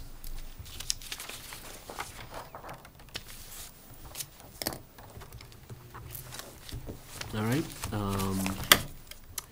Any liaison reports or referrals? Pat, is that on your side tonight? Okay, I do have a couple. Let's see. A couple of weeks ago, the Chelmsford Police Foundation had an award ceremony, and there were 4 patrol officers who received the Meritorious Service Award of Valor for their work during a pretty intense incident that happened last summer. And they were Patrol Officer Kristen Leary, Patrol Officer Craig Mead, Patrol Officer Brian Gervais, and Patrol Officer Christopher Marty. And I just want to note that at least half of these officers are relatively new to the force, so that was pretty impressive that they handled the situation as professionally and calmly as they did, so give them a lot of credit. And also, the Meritorious Service Award of Recognition was given to Patrol Officer Aidan Gillis. So congratulations to all of them for their awards. Also, our latest Eagle Scouts, this week ago Sunday, I went to a court of honor for our latest Eagle Scouts, who are Bailey Berglund and Rob Sweeney. The Eagle Scouts always do such amazing work for the town of Chelmsford, and they do projects that we wouldn't be able to do otherwise, so congratulations to them. And this Friday, we have one of my favorite events at the library, and does anybody know what that is? Poetry slam. Absolutely. Are you submitting? No. No, I do not write poetry, but I always go and listen to it. Really? Yeah. So anybody who has any poetry, they should go to the library 7 o'clock Friday night, and I'll be there to listen to the poetry and to vote on who has the best poems. I know my wife, she was the former high school librarian. She used to run poetry slams. And it was unbelievable, some of the work that the students did. It was just professional, you would gauge it. So I'm sure that this is going to be quite an event, and there'll be some really quality, hard to decide, probably. Yeah, there always is some, very, very good performances there. People of all ages. They've had, kids as young as 7 or 8, and people as old as 85, 90 years old that come and read their poetry. And it has to be original poetry. You can't read somebody else's poems. So if you don't have a poem yet, you still have a few days to get one written. So that's all I have. Ken? I was actually looking forward to telling everybody about the Patriots Day Walk. I was going to go this year. Yeah, right. But, it got canceled. So put me down for one. Put that down for next You're not year. really a patriot, are you? I'm not gonna hold him to I it. showed up. There was nobody there. I was told to go home. So, no, I don't have anything Do to you have it report. signed? Do you have anything signed? Your Yeah. picture taken there with the newspaper License or slips? anything? Or? I took a picture. It was too dark. It didn't come out. Rain was heavy. George, anything? I'd just like to comment on something that took place over the weekend. I've been involved with the Paul Center for about 15, 16 years as a director, and last Saturday I had a fantastic day there. I've never seen so many volunteers show up. It was led by, Phil Stanway of the stewards brought the people together, but some of the contributions made by two local businesses was unbelievable. The Mill City Plumbing Company replaced all the plumbing in the whole camp for nothing. They must have had, honest to goodness, they must have had 25 trucks there, 50 to 60 people, plus their wives and friends were, making hamburgers and, whatever for them while they probably put in a good part of the day. All day, you said, they had no charge at all. And Mr. Webster from Mill City Plumbing he's a break off from the Webster Plumbing family, but he's a wonderful man, and all his people were fantastic. And Kenny Kidd from Chelmsford of Lawn Care, he did a tremendous job as well. And Kenny's a great kid anyway, no pun intended, but he's a great guy. And he had a very large crew, and it was really great. And I just as a director, someone that has worked with Paul Center for so many years, I feel so grateful because I've never seen anything done so well, and from the heart. It was unbelievable. And as I said, everything was for nothing. It was just fantastic. So I just thought I'd give them out a shout out, so if anybody's ever looking for any of this, those type of services, you know, obviously I would recommend those people, and it's just the type of people they are, it just speaks for itself. Thank you. Emily, anything? No, nothing. Look to hear more in the future. Yeah, absolutely. No, I will report And out. I don't have anything at this point. So there are any press questions tonight? All right, there are no questions from the press. All right, do we have a motion to adjourn for tonight? I'll make a motion to adjourn. Second. Any discussion concerning it? All those in favor? Aye. Unanimous? Meeting is over. Our next meeting is, regular meeting is on May 14th. However, we may have a meeting, I think, well, we definitely will Oh, have a meeting, yeah. on April 30th, at 6:30 prior to town meeting to At finish the up senior last center, minute yeah. business. At the senior center. At the senior center. At the senior center.